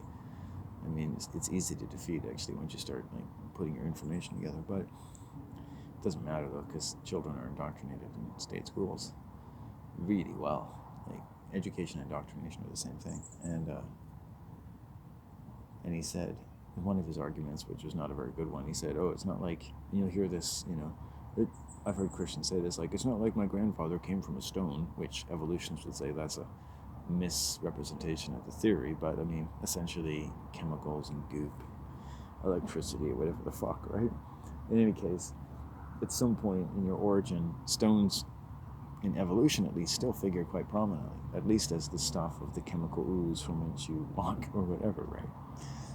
Stones came together, they hit and made the earth, which is physically impossible, and all this kind of stuff, these theories, you have these fucking scientists you can listen to. It's oh yeah, I mean, you learned it in your grade 9, geology textbook or whatever, your science textbook. It's the earth was formed from a mass ejected from the sun of the solar system, and these rocks all came together and bashed into them, and it became this amorphous molten planet that would eventually turn into the earth.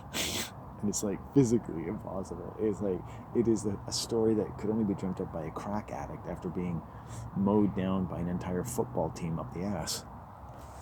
It's like a punchline joke told at a cocktail party by someone one martini short, passing out into a puddle of their own piss, shit, and vomit. But it's like scientists, people who are educated, think this is absolutely possible, that a planet, as we understand it, could be formed by massive and more massive chunks of rock crashing into each other.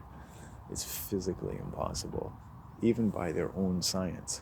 So their own science can actually prove two completely incompatible things. It's like, it's so fucking amazing. It's so funny.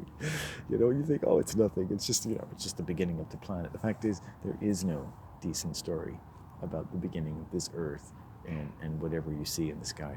Whatever, there probably was one, and it probably has to do with canoes and salmon and stones. But you've never heard it, And a lot of what this world comes from, I think, wants us to imagine where we come from. Wants us to look into the sky, into the hills, into the forests, and see the faces of our good mother and father, of our happy uncles and aunts, and of our happy brothers and sisters, in the very countenance of the earth, and that it rose up out of their happiness, that the sound of that stone sent forth a sound that makes all of our happiness sound forth for eternity, and could. And all we had to do was listen to it. All we had to do was listen to the sound of our own voices.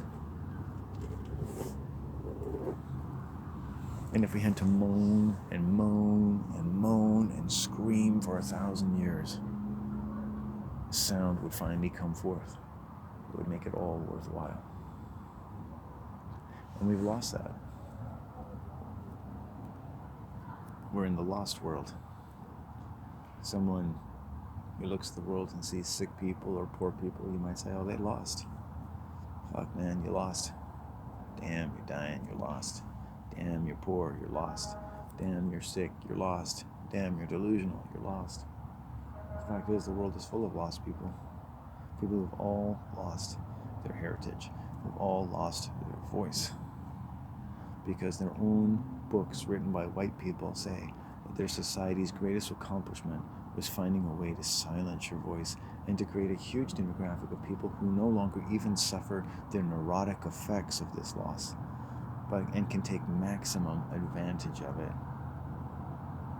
and constitute among their number what is to be seen as an exhaustive range of human capacities for having any kind of happiness on this earth ever.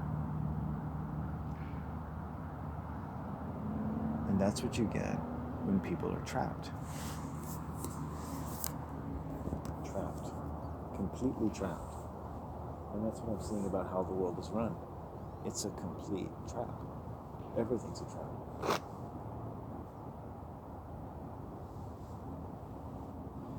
People, not like you, but people can lie and do bad things. People who run the world aren't good people. They probably think they are, but they're not. But at the end of the day, it's up to us. Oh, those trees. I think that family's here to use the baseball field. I might have to go.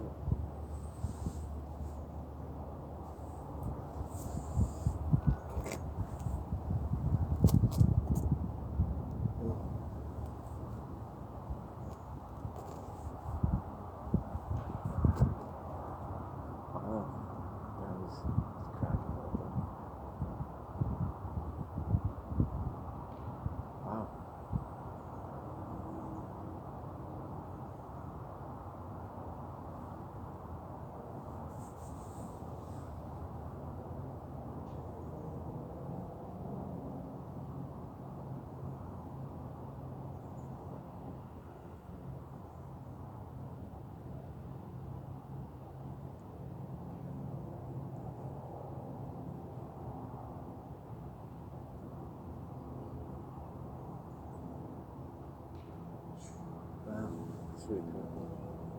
played t-ball, like I said, as a child, but I put away some of the things of a child. In the Bible, they say, like, I put aside the things of a child. But it's like, my mom was saying to me the other day, she tried telling me, it's like, oh, you're like a child. And I'm like, I mean, I knew she would say that.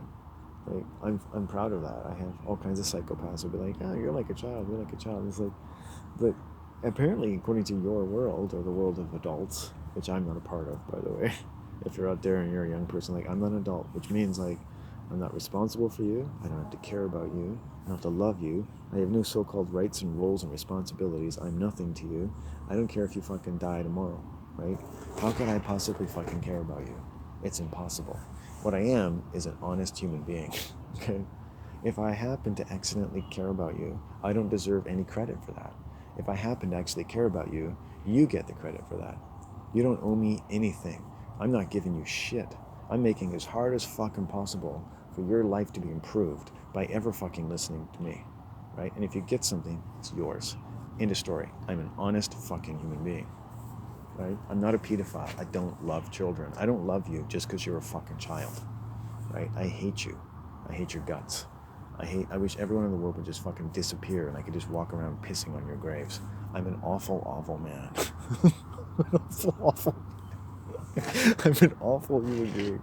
I'm a completely awful human being. Fuck, I think my mom might have just showed up. I don't know. I'm a completely awful human being. I am. I'm not suitable for children. Children should not listen to me. Children should run for your lives. Bad man. Want nothing to do with you, don't want to touch you, don't want to hug you, don't want to love you, don't want to give you candy and take you to my panel van. I don't.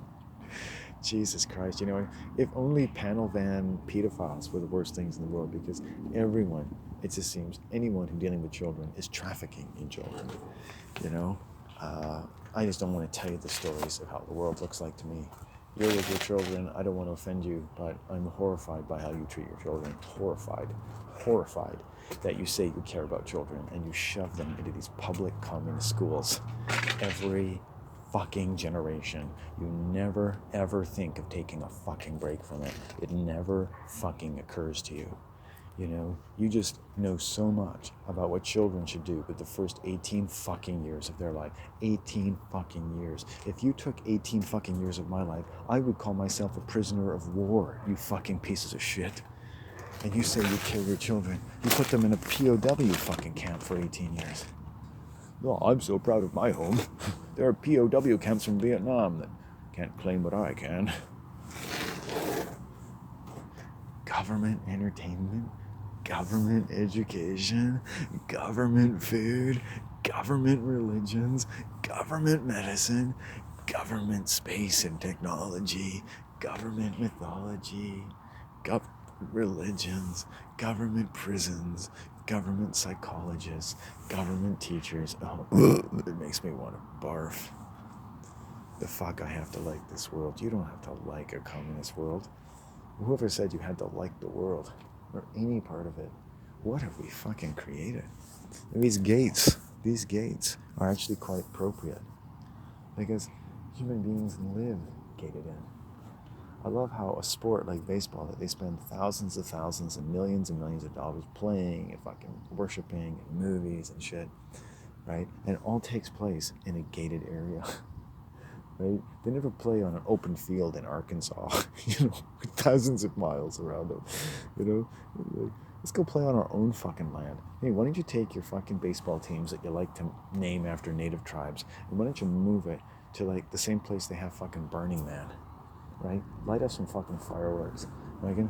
Take off your fucking uniforms, you know. Start taking some of your own Teflon balls and parking them someplace far in the distance. Whack. Got a good one there, Bob. Oh, that was my boss's testicles. Sorry. You know, really get it all out of your system. You could sell beer. You could rape other people's wives. They could rape you. It would be a real redneck hoedown. And then after like a few days and a few weeks of utter obscenity and depravity, you would all relax and lay on the ground in a puddle of your own shit, and you take a deep breath and go, I think I'm starting to feel free, Bob. I feel better than I have in years. This is the best end of baseball season ever.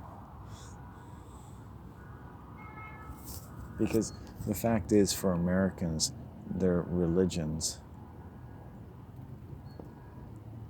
there's people that keep coming down here to play and then they go away. Their religions and their rage, their religions run with rage. The religions of the world burn with rage. I've seen them. And inside the happy converts and the yoga pant wearing yogini, there is rage. There is rage. And there's more rage. Let me tell you all about the rage. The rage, and the more rage. The rage of it all.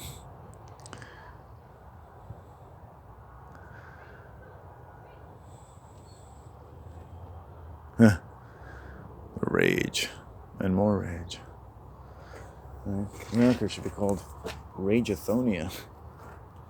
And that's what lives inside people, all of us. The rage from being trapped. Your dog doesn't feel rage any more than you do. But it's there. It's there when you're trapped.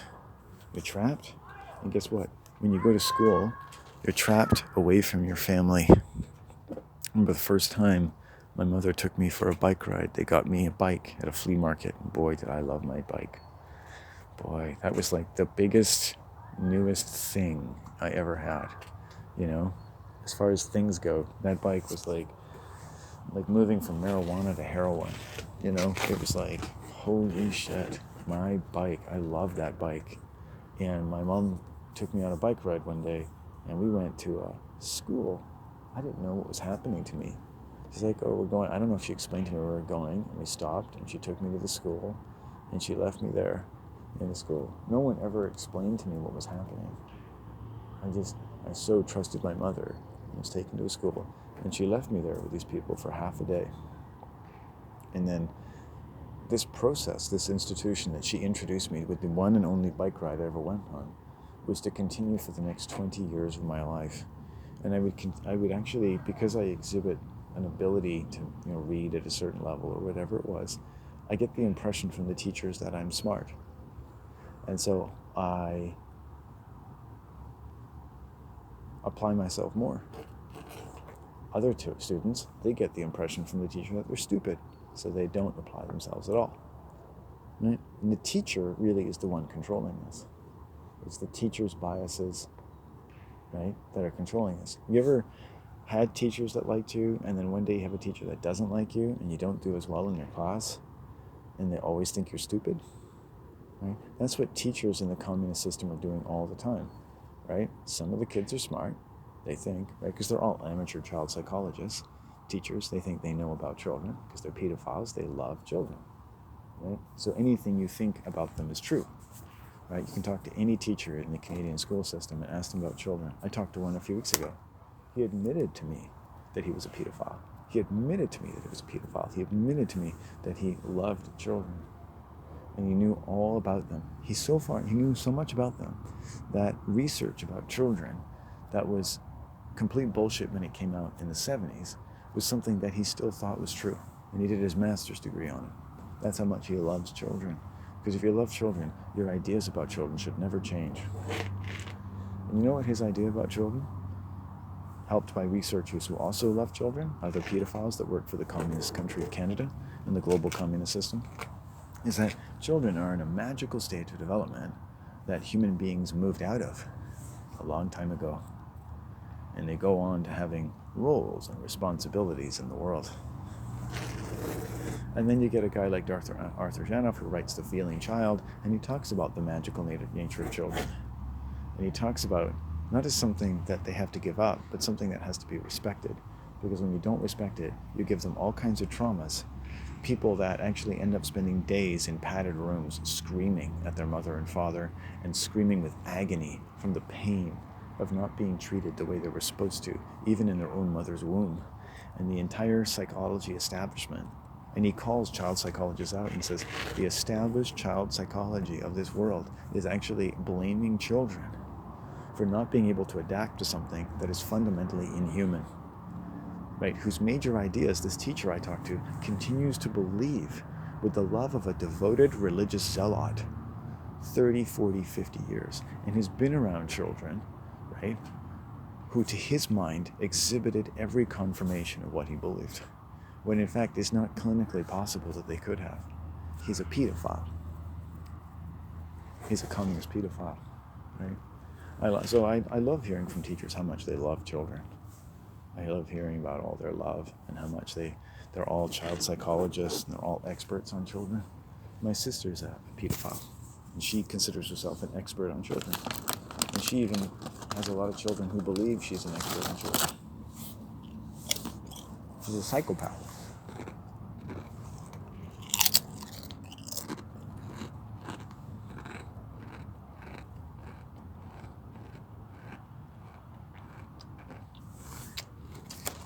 My sister has no experience living around mentally healthy people her entire life.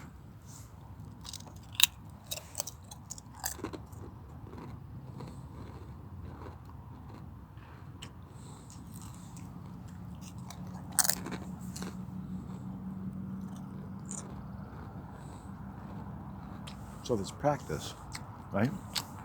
This baseball practice, the same guy who was throwing the balls to first is the one doing all the hitting now. So he's the star. And he's got these other two guys that are basically helping him practice. Is he paying them? Are they teammates? This one guy, all he's done is sat in a crate throwing balls at him. Is it his turn now? Oh, this guy gets to go maybe. And he gets out. What's he doing? Oh, he's got a bat now. He gets to go. I'll stand corrected.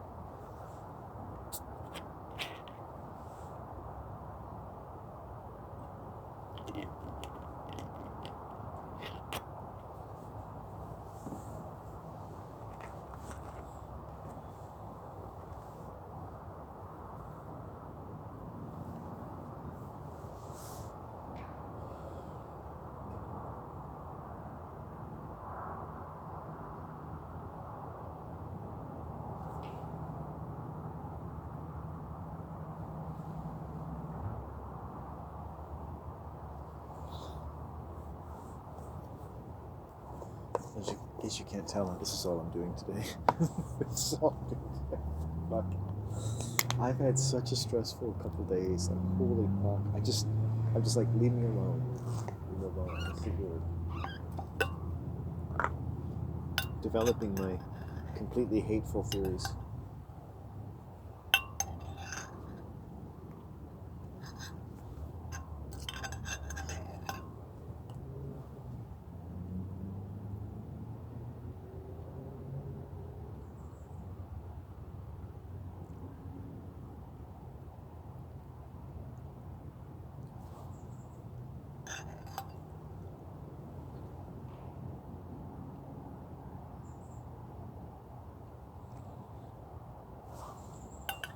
Actually, I have one place I could move to if I want to.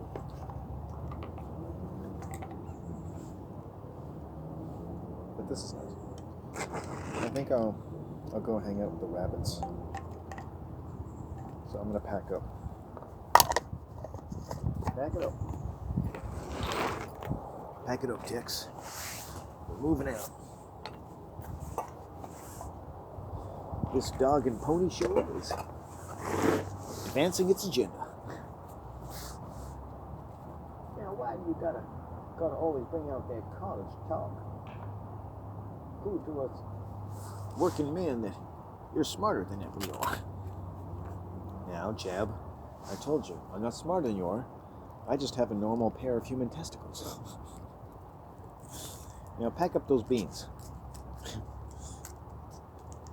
Water the kettle.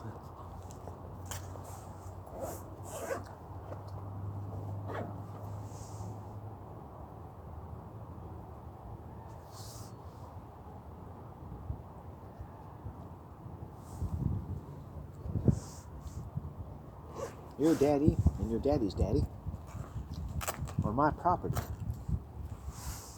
Have I not given you a nice religion to whack off to every night when you get a little lonely? When little Sue Jane doesn't put out for you, you can turn to Jesus and he'll tell you about the powers of homosexuality. I'm a bad man. I'm a bad man. I'm such a bad human being. But I've had bad things happen to me, so I'm allowed to be a bad man. A little bit of a bad man. Oh.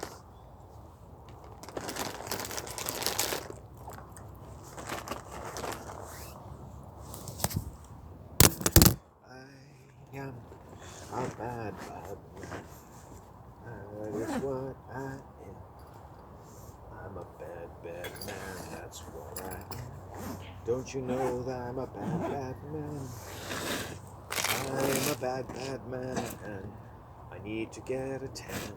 I'm gonna go someplace I can take my shirt off.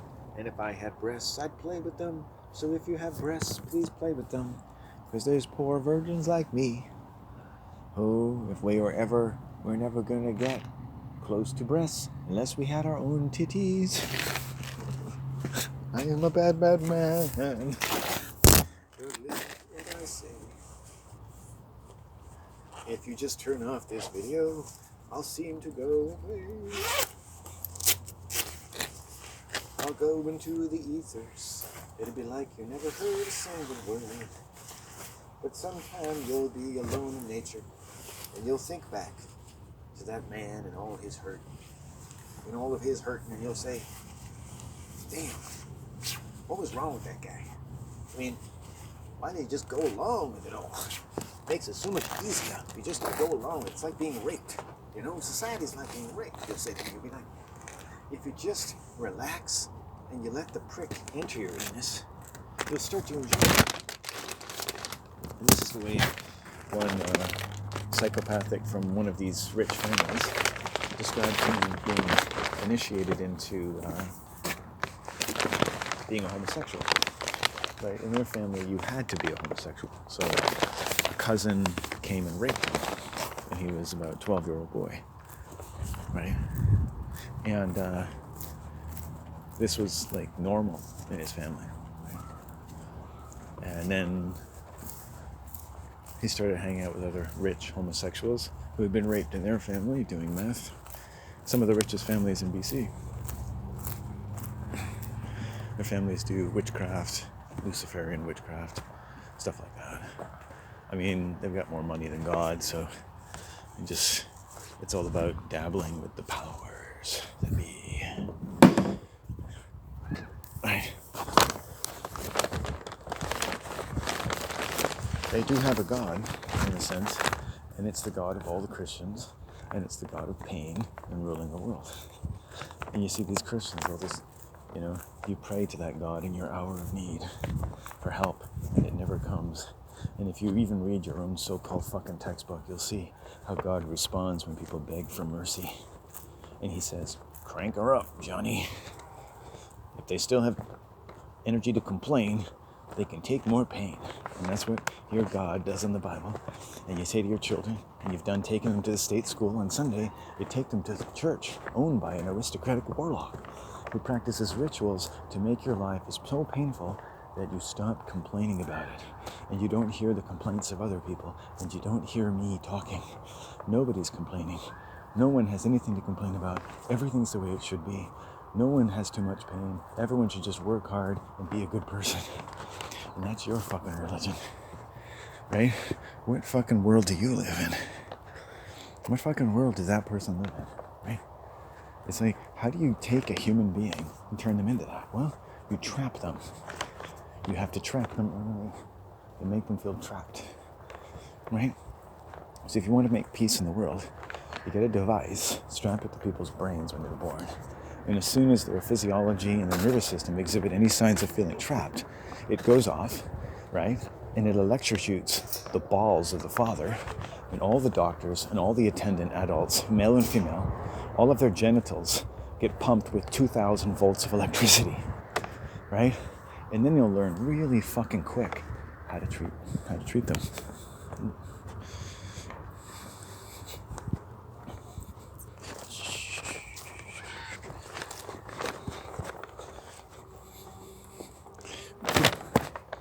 Just gotta see if that's my mom's car.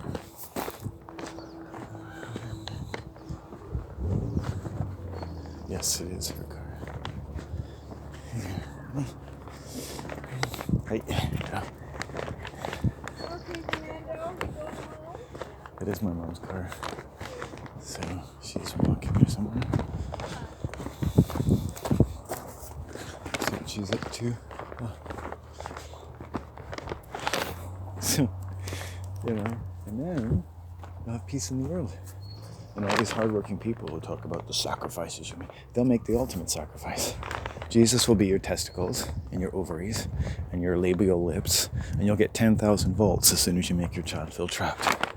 And you'll learn really fucking quick. And all you good learners, all you good baseball players, all you people who are topping the scores on your video games while you live in your open air prisons, right?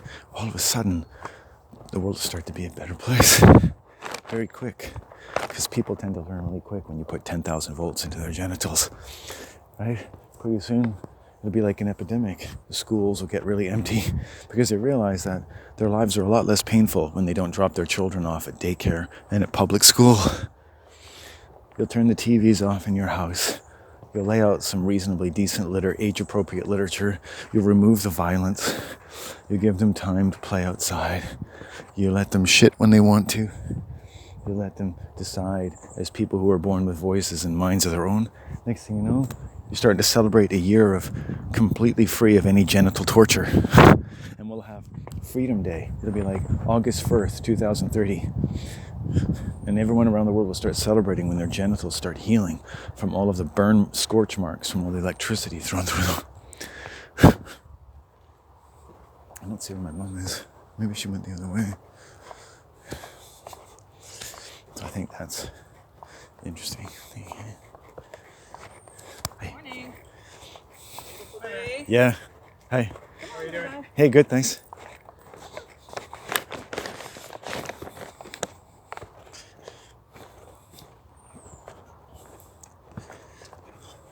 Hello.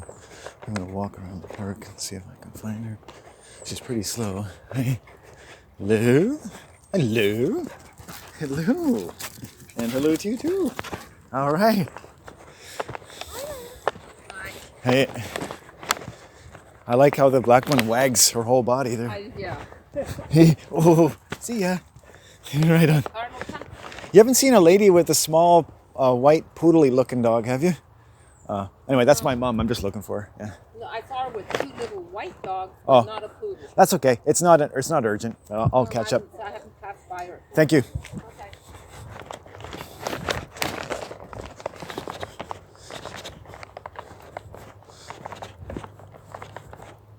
Oh, there she is. Found her. Yeah.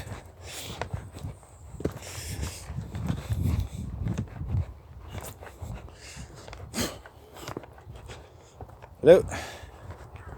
Yeah, I saw your car going down the road, so. Hey, buddy.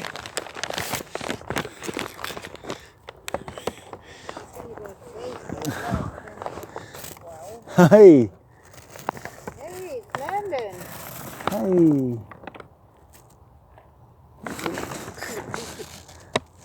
He keeps his feelings to himself. Yeah. All right, good. How's it going? Good. I can leave you some of my shopping, maybe. Yeah. I may come home with you. I don't know. It's better than taking the bus. Depends what time we're done. I'm not going back to the bay. It's close to 12 o'clock. So. Yeah. Getting some pants? No, I got you pants. Oh, where from? In the end, I got the pants from Eddie Bauer. Oh, nice. Some shorts from Sport. Ah. But I think they're more like swimming shorts, but they're long, Oh, neat. and you could probably wear them. But if you don't like them, you can As long as they fit, yeah. Those other ones I was showing you, I bought those and they don't really fit very well. Yeah. Yeah, so. Which one? Oh, blue ones, long blue ones. Yeah. Oh. Buddy?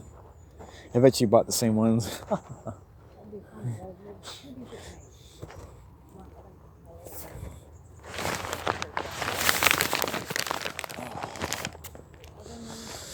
I met this lady in this. Bright orange. Did you ever get your cup of coffee? No. You haven't? No, I didn't really feel like it. Oh. I went to the Starbucks here and there was a lady there who said that there actually haven't been any cases on Vancouver Island. Yeah, I know. So what do you think of that guy that came out to us and said he was sick? And he Well, was there in- had been some, I think. she Earlier. said there's been no cases. Really? Yeah. That's what she said to me. I didn't interrogate her, but depends on who you listen to, I guess. She said that Vancouver Island has had no cases. She didn't say, she just said we've had no cases. Yeah. So I wonder how good that information is. Because remember that one guy talking about how sick he was? I tell you, there was something hinky about him. Yeah, he went on and he talked to me. He was overdoing it. Yeah. It's like, why would anyone lie? But maybe that's what he does. Well, he needs it. Yeah. I don't know why. Maybe he works for the government. He just wanted to, they have just people to give people the idea that somebody's actually had COVID-19, because basically no one we know has had it, right? Yeah. Yeah. So. Well, that depends on whether they're tested or not. Because you wouldn't know they had it if they don't go to the hospital. Well, that's just the thing. That's the thing, though. The guy, in all of his ramble, said that he had definitely gone, and they were taking samples of his plasma and all this shit. Like,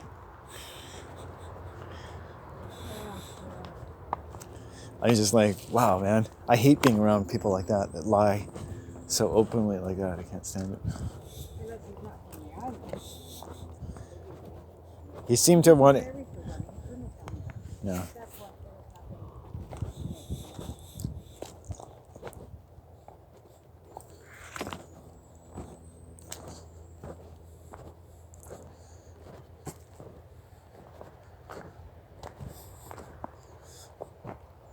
Anyway, yeah, strange. I don't believe a lot of what I hear from people. Like, no cases is pretty bold, but if there's no cases, like, how many cases would you expect if this was an actual? I mean, like Jack's daughter, so she called the health department. They said, "You're going to test you." Yeah. And she was negative. Yeah. She was just had a cold or sick or something, right? So there might be people who had the flu and just haven't reported it. But I mean, it hasn't spread, obviously. They're trying to keep the numbers down. But you think about it, like, yeah, we're not really an important demographic. They're reporting huge numbers for other parts of North America, and it just seems like a religion more than anything.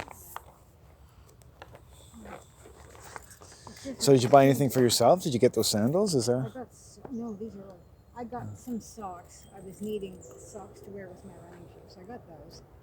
And I just didn't get a wallet. How much were the pants? Let me see. I think they were 90 something. Oh, that's perfect. I was going to say $100. That's perfect, yeah. They were 100 And what are they? pants, but they didn't write the right something. What kind of pants are they? Now, I think they have pockets back and front. They have a couple of zippers. Oh, which zippers. you don't have to use because Yeah. I know you don't like those. Yeah. But they haven't got baggy pockets on them. Just have Yeah. a slotted zipper, so it's not going to look like you're wearing cargo pants. But if you don't like them, you can put them back. You have a year to take them. Do they look sturdy? Yeah, but there was a pair I liked better, and they didn't have your size. Well, you got me a 32, right? 32, Yeah. I think they're good. I looked at some. I think they're kind of good. That's fine. Well, I'm sure if it's from Eddie Bauer, they're good.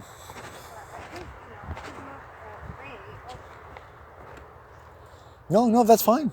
That's good. That's all I wanted was a pair of pants, yeah. No, you should have two pairs because if you have one, it wears out. Well, they'll last a while. I like to use the same pair. I don't like to have too much selection. It confuses me. I wish there was just like one thing, clothing. And you just like it was a suit, and you like a bodysuit. You just put it on, and you could piss in it and shit in it and sweat in it, and just clean itself at night. It's just you could change colors. The ultimate modern jumpsuit for the active male. It's like an astronaut spacesuit. It takes your waste products, it circulates your urine, and gives you like some kind of lager. It ferments your own urine.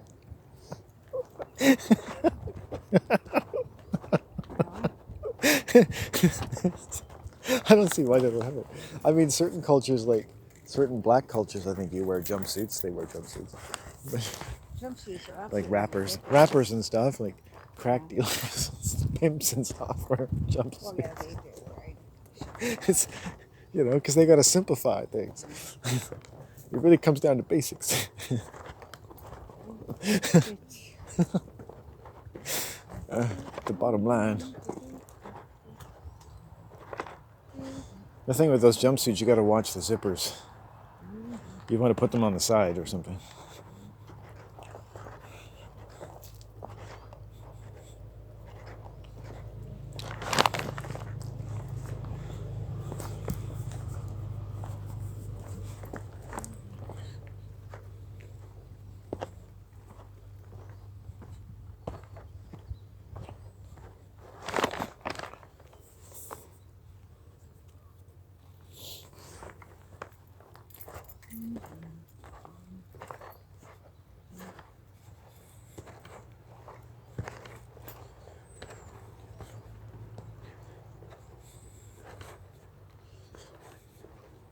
Sports Check really didn't have a lot of selection. The t-shirts for men. Oh yeah. They had basically those same kind of looking shorts, and they just had a select few trousers. I guess they had a sale on Buddy's looking pretty good. Yeah, he slept in the car.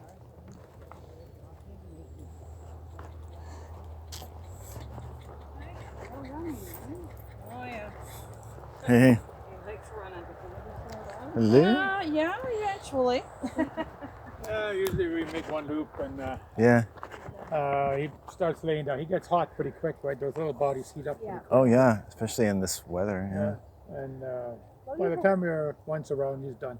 Well, Yeah. he had a workout. He's been running all the time you're walking. Well, he's pretty running, much, right? yeah. Yeah. So he does maybe. He wouldn't run otherwise. He likes chasing the ball. Yeah. Other Yeah. than that, no. We all need motivation. He needs a Oh, purpose. that's true. Yeah. You're absolutely right there. Yeah. Enjoy it. Take See ya. care.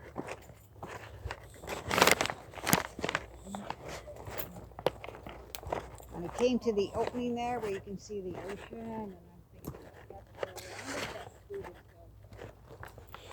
No, you wouldn't want that. It was poorly laid out. well, he only has one bathroom. That's the problem. Yeah. You'd have to do that. Yeah. It's actually not a lot of square space for what they're charging. It's like it was basically like 500 or 600 square feet all told. What were we paying? Do you remember? 900, 950. Yeah.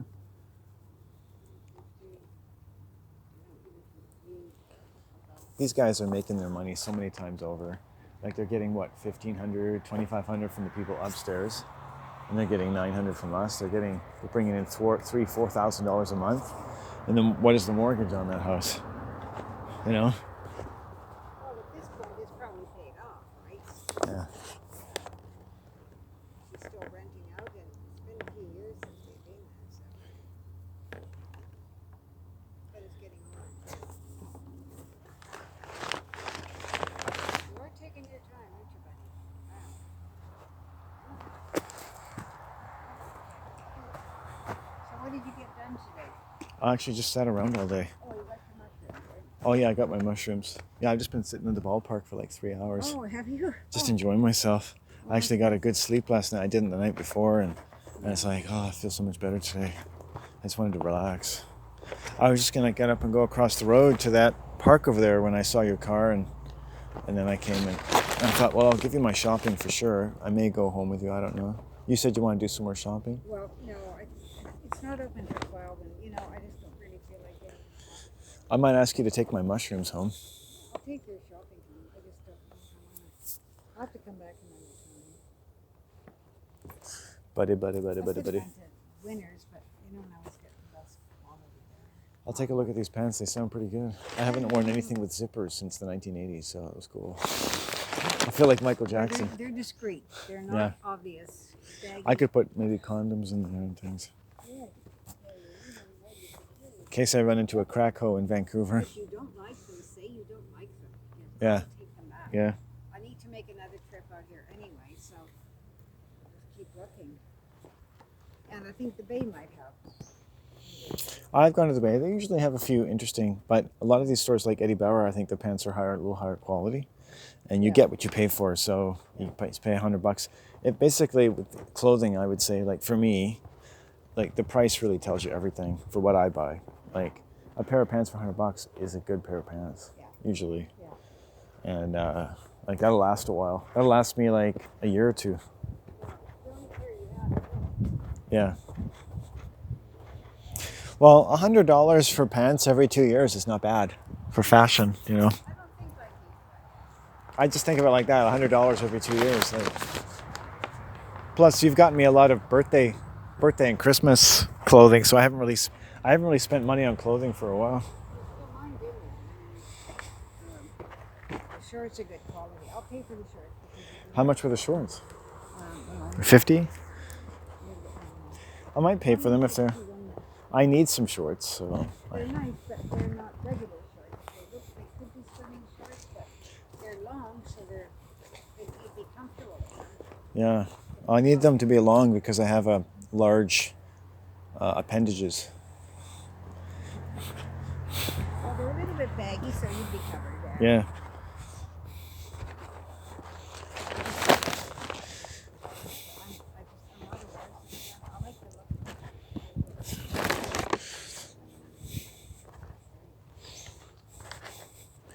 Wow, look at all, that's an interesting range of trees. I like how they've grown. Children would like passing through that. Up here.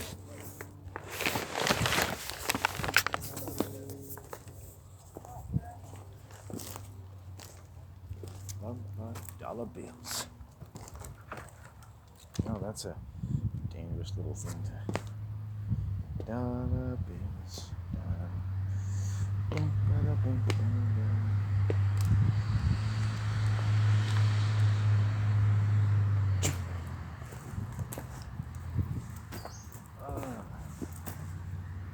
Yeah, I like to be outside. It's a nice area.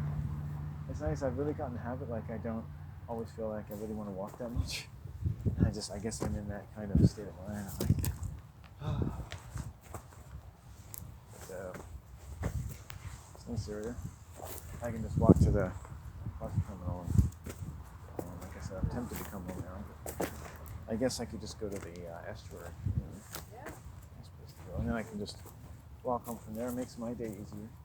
Quite frankly, the bus is kind of weird on me. But I like to get home earlier than later. Yeah. I find if I can get home earlier than later, it's good. I do like that estuary. Yeah.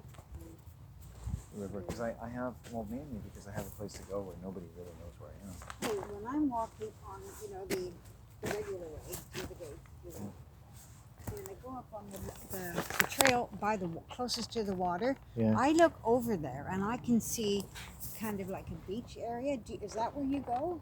On the other side of the river? Yeah. On the other side of the river? Yes. Oh. Well, I don't know. No. Well, you would have seen it. So Well, yes, I like that bench you like, that log you like to sit on. Yeah. I've been to the other side there. Yeah. Okay. But yeah, sometimes I come over from that other side, and I walk over the river or under. Oh. Hi. Hey.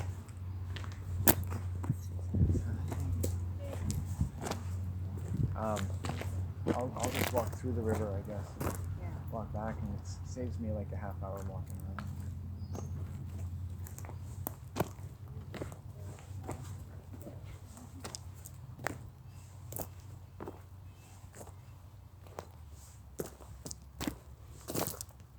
He is enjoying himself. Yeah, he's taking his time. It's nice. Different. I'm sure he remembers his part. Yeah. He seems very comfortable here. No time, buddy. It's hammer time. He probably doesn't even realize that he's so low to the ground. Well, I Never don't- go out with a guy who calls sex hammer time. You know, I never have. Can you? Yeah. I That went out was with a a girl. trick question. I went out with a girl who said it was hammer time. At least I think she was a girl. You've got to be sure these days before you get. No. Quite frankly, I don't think anybody is really normal anymore. It's just, in a good way, like if you don't treat humans the way they're supposed to, like animals, they don't behave the same way. You know, animals you can put in a pen, you can trap them, you can trap cows in a pen, you can do this, and you can say, be compassionate to the cow in the pen. And compassion of the cow in the pen is amazing. You think, wow, how compassionate you are to that cow in the pen. But for humans, no matter how compassionate you are, if we're in a pen, we're not going to respond well. That's my belief. And just as I was walking in here, I thought of a joke about parents who really want to make the world a safe place. We should attach really sophisticated probes to the neurological apparatus of a child's mind. And every time they feel trapped, we should send several thousand volts of electricity to the parents in the area. And I bet you the world would erupt into peace within a few days. The schools would become barren, wastelands, the TVs would turn off, and children would just play happily outside ever after. And the thing is, what that story, however violent it sounds, really brings up the issue of how accustomed we are to being fed and bred. Yeah. And you might think, well, no other animal would think of that joke or think about torturing people, but we do torture people. We are torturing those children. In other words, it's torture for human beings to be trapped. It may even be torture for some animals, but we've convinced ourselves it's okay. Humans, a lot of the USGS vaccines were developed, as much as they were developed in the United States and patented, it was basically around the management of horses, wild horses in the United States, and sterilizing them as need be. And that's where the first vaccines came out of for humans. It's based on managing the herd. You realize I heard something on the news that antibiotics used on young children has been proven causes asthma Yeah. as they get older, which is so debilitating. Yeah. And stupid antibiotics for a baby, Yeah. young children. Antibiotics have their own problems, yeah. That's awful. It's awful, yeah. Right. So basically what that means, all those children are basically test subjects. That's what I mean. Right? And that's an awful harm. It's a big cost to saying, oh, we want antibiotics. You know, Well, parents are smarter now. They think they're getting their kids some stuff. You know. the point is, human beings haven't stopped doing what we're told. Even if we learn certain things, like we just do what we're told. Right? I mean, how much stuff about our day and age today will look utterly barbaric to the anthropologists of the future. You know? And that's what interests me. Like, if you want the greatest picture of human existence, let's say it was a painting, and let's say one person could only see a square millimeter of that painting, you would want that millimeter, let's say what you consider normal in your life, when it's magnified to the entire painting, you would want the painting to remain coherent, right? The coherence that you find in your little bit to be able to be magnified on what is good about it, what is ultimately of the grand painting you're living in. You magnify, but what happens is you magnify how people live. It always looks awful. You take people's beliefs and you magnify them and you multiply them, Okay. right? And we actually have evidence of that experiment, because when you multiply them, you get something called the world. And the world is the sum of everyone's little world. You add up everyone's little world, and it turns into a place where we are really good at killing people. And that's what interests me, is making that connection, because people actually don't connect that in their minds. It seems that most human visions of like work and society is so that you never connect those two. And yet people talk about how powerful they are, how all of our lives make a difference, which means that inside everyone's life are things that can be corrected, that could have vast implications for how the whole world operates. But you would need to understand how bad, like if you had a computer program where if you made a mistake, it magnified that mistake 1,000,000 times, and then you could correct for it. So if you could look at the world and how it magnifies our weaknesses, and then correct it in your own life and correlate it and say, this is the part of my life that leads to this in the world, instead of just platitudes like, well, every time you tell a lie, an angel loses its wings or something, every time you buy something from Monsanto, an African baby dies of famine. But how do you connect, like, really what is inappropriate? And I think most of that would come down to the way we think and what we believe, our basic assumptions about life, and also our greatest disquiet in our own life. And who deals with that usually? Religion, right?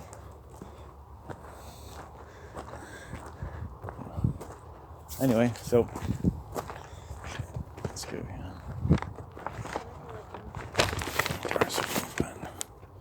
Doors are open.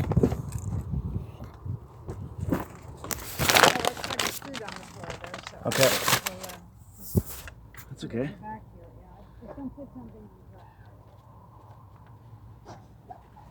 I'm not going to put anything on top of it. It is safe with me.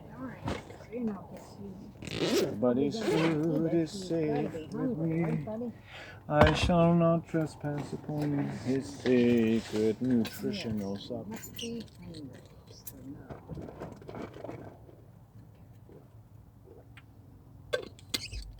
Thank you. Oh, you want that? Yeah, and then I'll give it to him.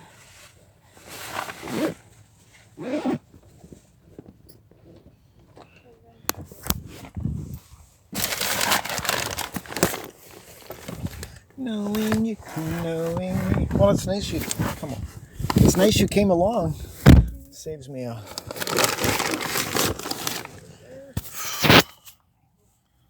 Oh God, I'm so sweaty and sticky.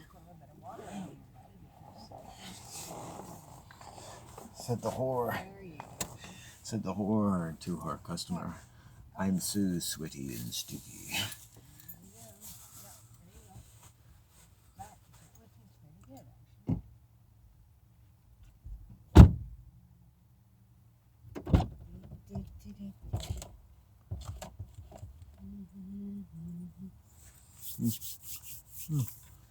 You can almost tell from looking at the woman what kind of dog she would have. Yeah, that's so funny.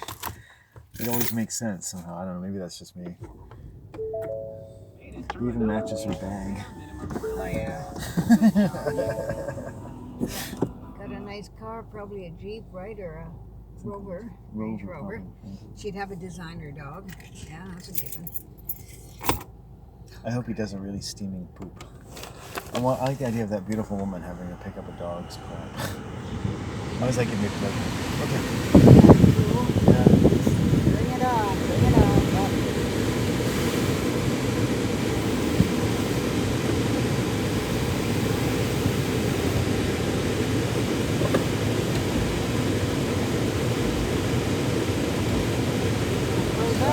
Just to try it, see. When we get on the highway, I'll just open my one more car. Well, I'm not leaving that on. It takes a lot of gas. Oh.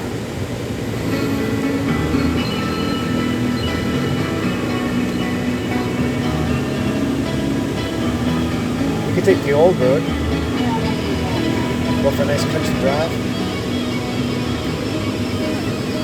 Listen to that. That's all right.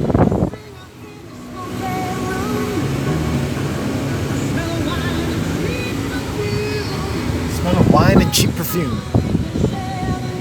Share the night. On and on and on.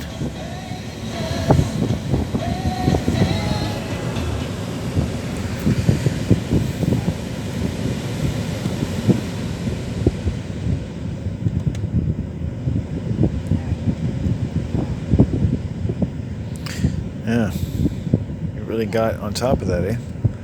Yeah, just a quick fix there.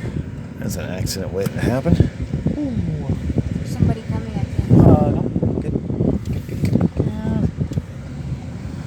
Buddy ran out of the park and down this road. Oh, Through there and chasing deer. jeez. Yep.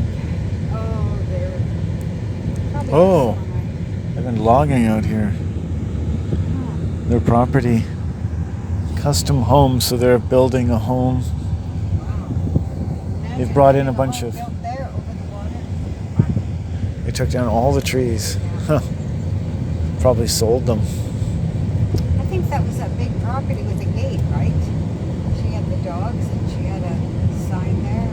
How It's fast just they a could run. prestigious place to have a home. That's all.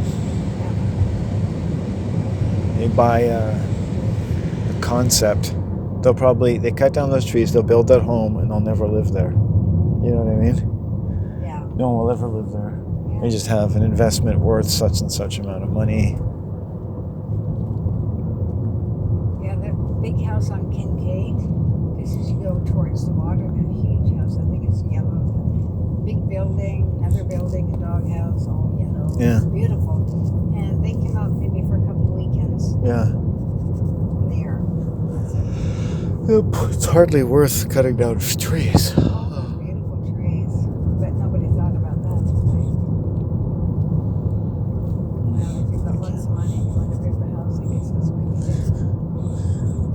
do. You know, they arrest you if you go 5 kilometers an hour on the highway, but if you cut down a bunch of trees producing oxygen for hundreds of years, you know, it's like, it's nothing. But you better not go 5 kilometers an hour over the speed limit. Wow, you got to pay some serious fineage for that. We have this very arbitrary, wonky set of morals in society. Yeah. The civil union seems a little bit unseemly.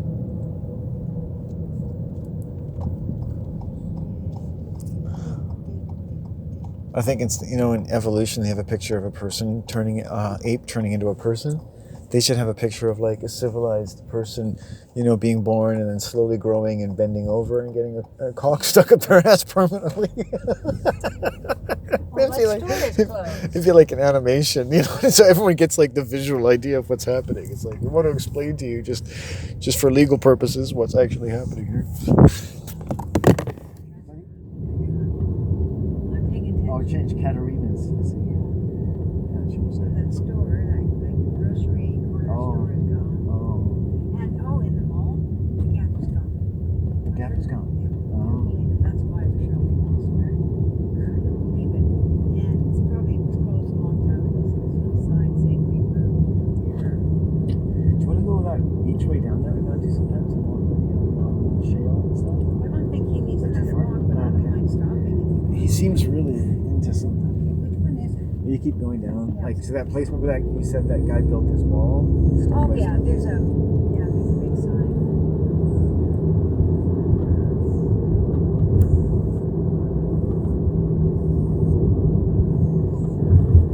Did you eat your food, buddy? I was supposed to go farther again. Oh, okay. It says no beach access. I don't think this is the park though. Oh. Please obey No, all you're right. signs. Yep, you're right. It's not. No, I think it's further.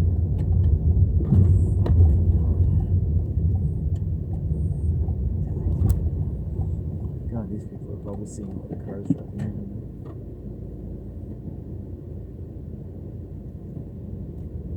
Look at their recycling. They buy all the things that cost $50 You can judge them.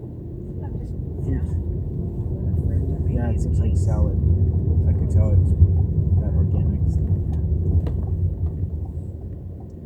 I like to sit around all day and drink and smoke and make up strange names for people's products. And they would send me like little letters like, we have a certain product, but we need a name for it. And I'd make up crazy names for their products. Like, we have a pencil that sharpens itself, and I'll call it the Sharp Head. No, I think we passed it. Just keep going.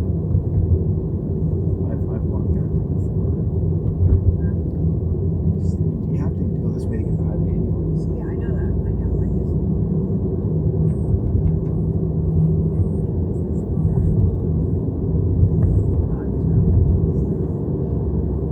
Yeah, you're not until you get there.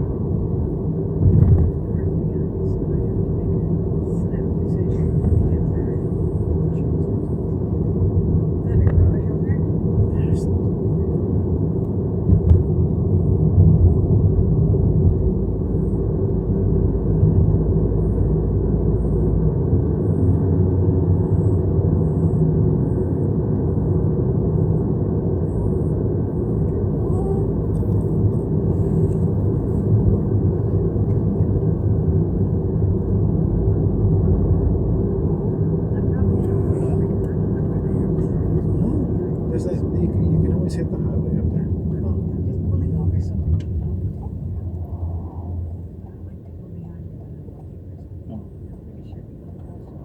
don't think so, but it doesn't really matter. But we'll find something to. Because I've walked there before. It's like we're getting near Superior, so I think it's actually. I thought it was past Superior. Oh, I thought it was.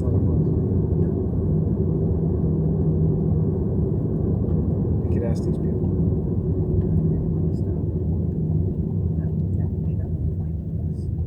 But I'm pretty sure down there is beach. Yeah, not that place you're talking about. Wasn't that far away. Used to walk buddy out there. I know that. Clean is what can you say? No. Not much. Peas, rice, ground turkey. Okay, you're getting the same thing for dinner, so don't worry about it.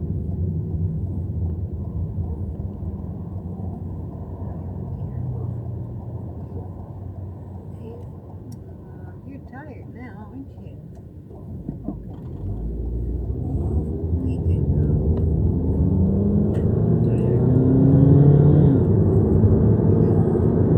Put that stuff in his eyes, right eyelid is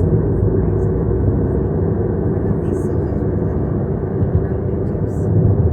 You want to know something weird I saw today? They've got this, the Indians here, they have this, and they have a big banner.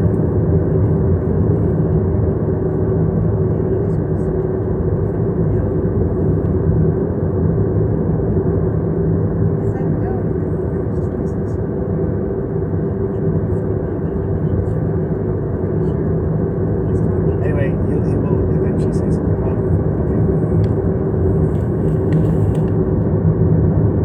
So we go by here, it's got this big banner. And I just want to take a picture of this. And it says Aboriginal Day, June 21st. This is owned by Aboriginals, right? This whole complex, which must have cost $1 million to produce. Now they're right on the highway. It's time to get that petrodollar going on, right? Yeah. But behind here, the actual, you see that native person coming out, the actual village or native village, it basically is a ghetto. You know, it's, you know, it's, you know, and you, It's like any society. You're very wealthy, running everything, and then you Yeah. got the poor it's guy. like any society, exactly. You got the wealthy running it. There was an Indian lady who came across the highway to take the bus today. She didn't even have enough money for the bus, right? And look at how much money they're making. And I thought, is that it? Damn it. Yeah. Is that really the way the world has to be? It's all, you could hardly begrudge them the opportunity to impoverish their own kind. You know, I mean, after what we seem to do to everyone, but it's like, Yeah. It is Aboriginal Day. It's on the calendar. Is it today? No, it's the 21st. Oh. No, I know there's an Aboriginal Day. I Okay, yeah. just think they Oh, just. yeah, they're making sure everybody knows. Maybe they're giving away free coffee. Yeah. Oh, he's back. Ready? You want to make What? sure to thank everybody.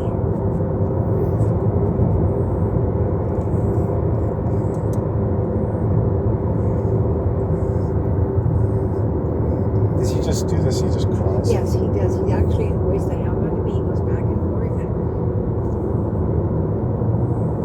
I tried putting this up when he was at the back, but then he just whined. But at least it would be safer because sometimes I'm telling you, it distracts my driving because he gets stuck and I'm pushing him through. And God, it's not good. I wish I could put him in a little kennel, but after all these years, it wouldn't work. So I tried the seatbelt thing on him. That doesn't work.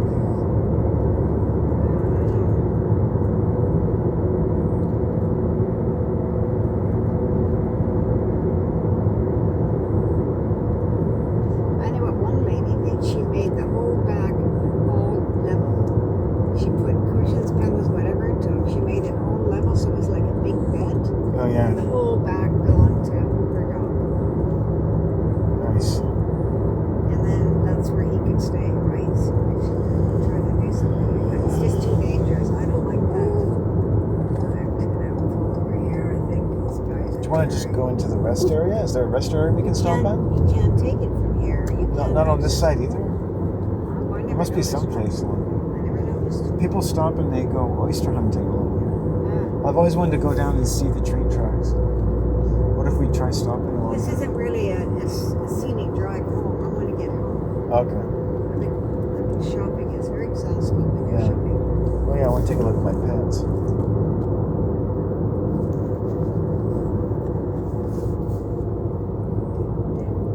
I want to take a look at my pants. I want to stick my legs, all three of them, inside.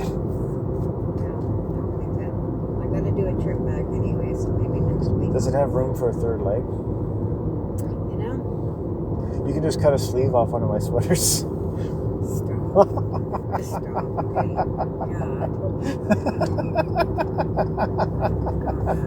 God. Right in front of me. Oh no. I'll get you later. We could go down the New Spey Road. Yeah, I could. I could take you for some French fries and a cup of coffee if you want. Where? A little thank you for the Rocking Horse, if they're open. Oh. They could be closed still. Yeah, they're not open. They've been closed forever now. Why wouldn't they open? Yeah, pubs aren't open because maybe it's a little more difficult for social distancing when people are drinking. You know what I mean? Oh yeah. Everything changes, so that's what we are. But I will take the old back. I haven't used it since the one time I did, and I was so tired, and I thought I'm just going to get off the highway and drive almost all the way to the end, and there is a big barrier with this big fat woman standing there with her arms crossed, like, oh, you're not getting through. I just gave her the finger under the dash there. A barrier with her arms crossed? But there's a big cross, you know, Yeah. with horses, and then she's standing there like this, like, nobody's getting through. I think they enjoyed that. Yeah, If sure. they live there, they can find a way around, but I didn't know the way around. So I had to drive all the way back. Bitch. Oh, they've paved this. Yeah, that place will never be a restaurant again, I guess. Yeah. What a shame. Well, it was overpriced anyway. Was it? God. Slice of meatloaf and a carrot stick was like $20. People loved it. People that went there obviously had money. Oh yeah. And It was a money place. It was a money grab. You know? It was a the old farmhouse experience, I guess, right? they just had to pay the right people, that's all. They weren't paying the right people. Everyone has to get paid. Yeah. Hey, you wanna come over here?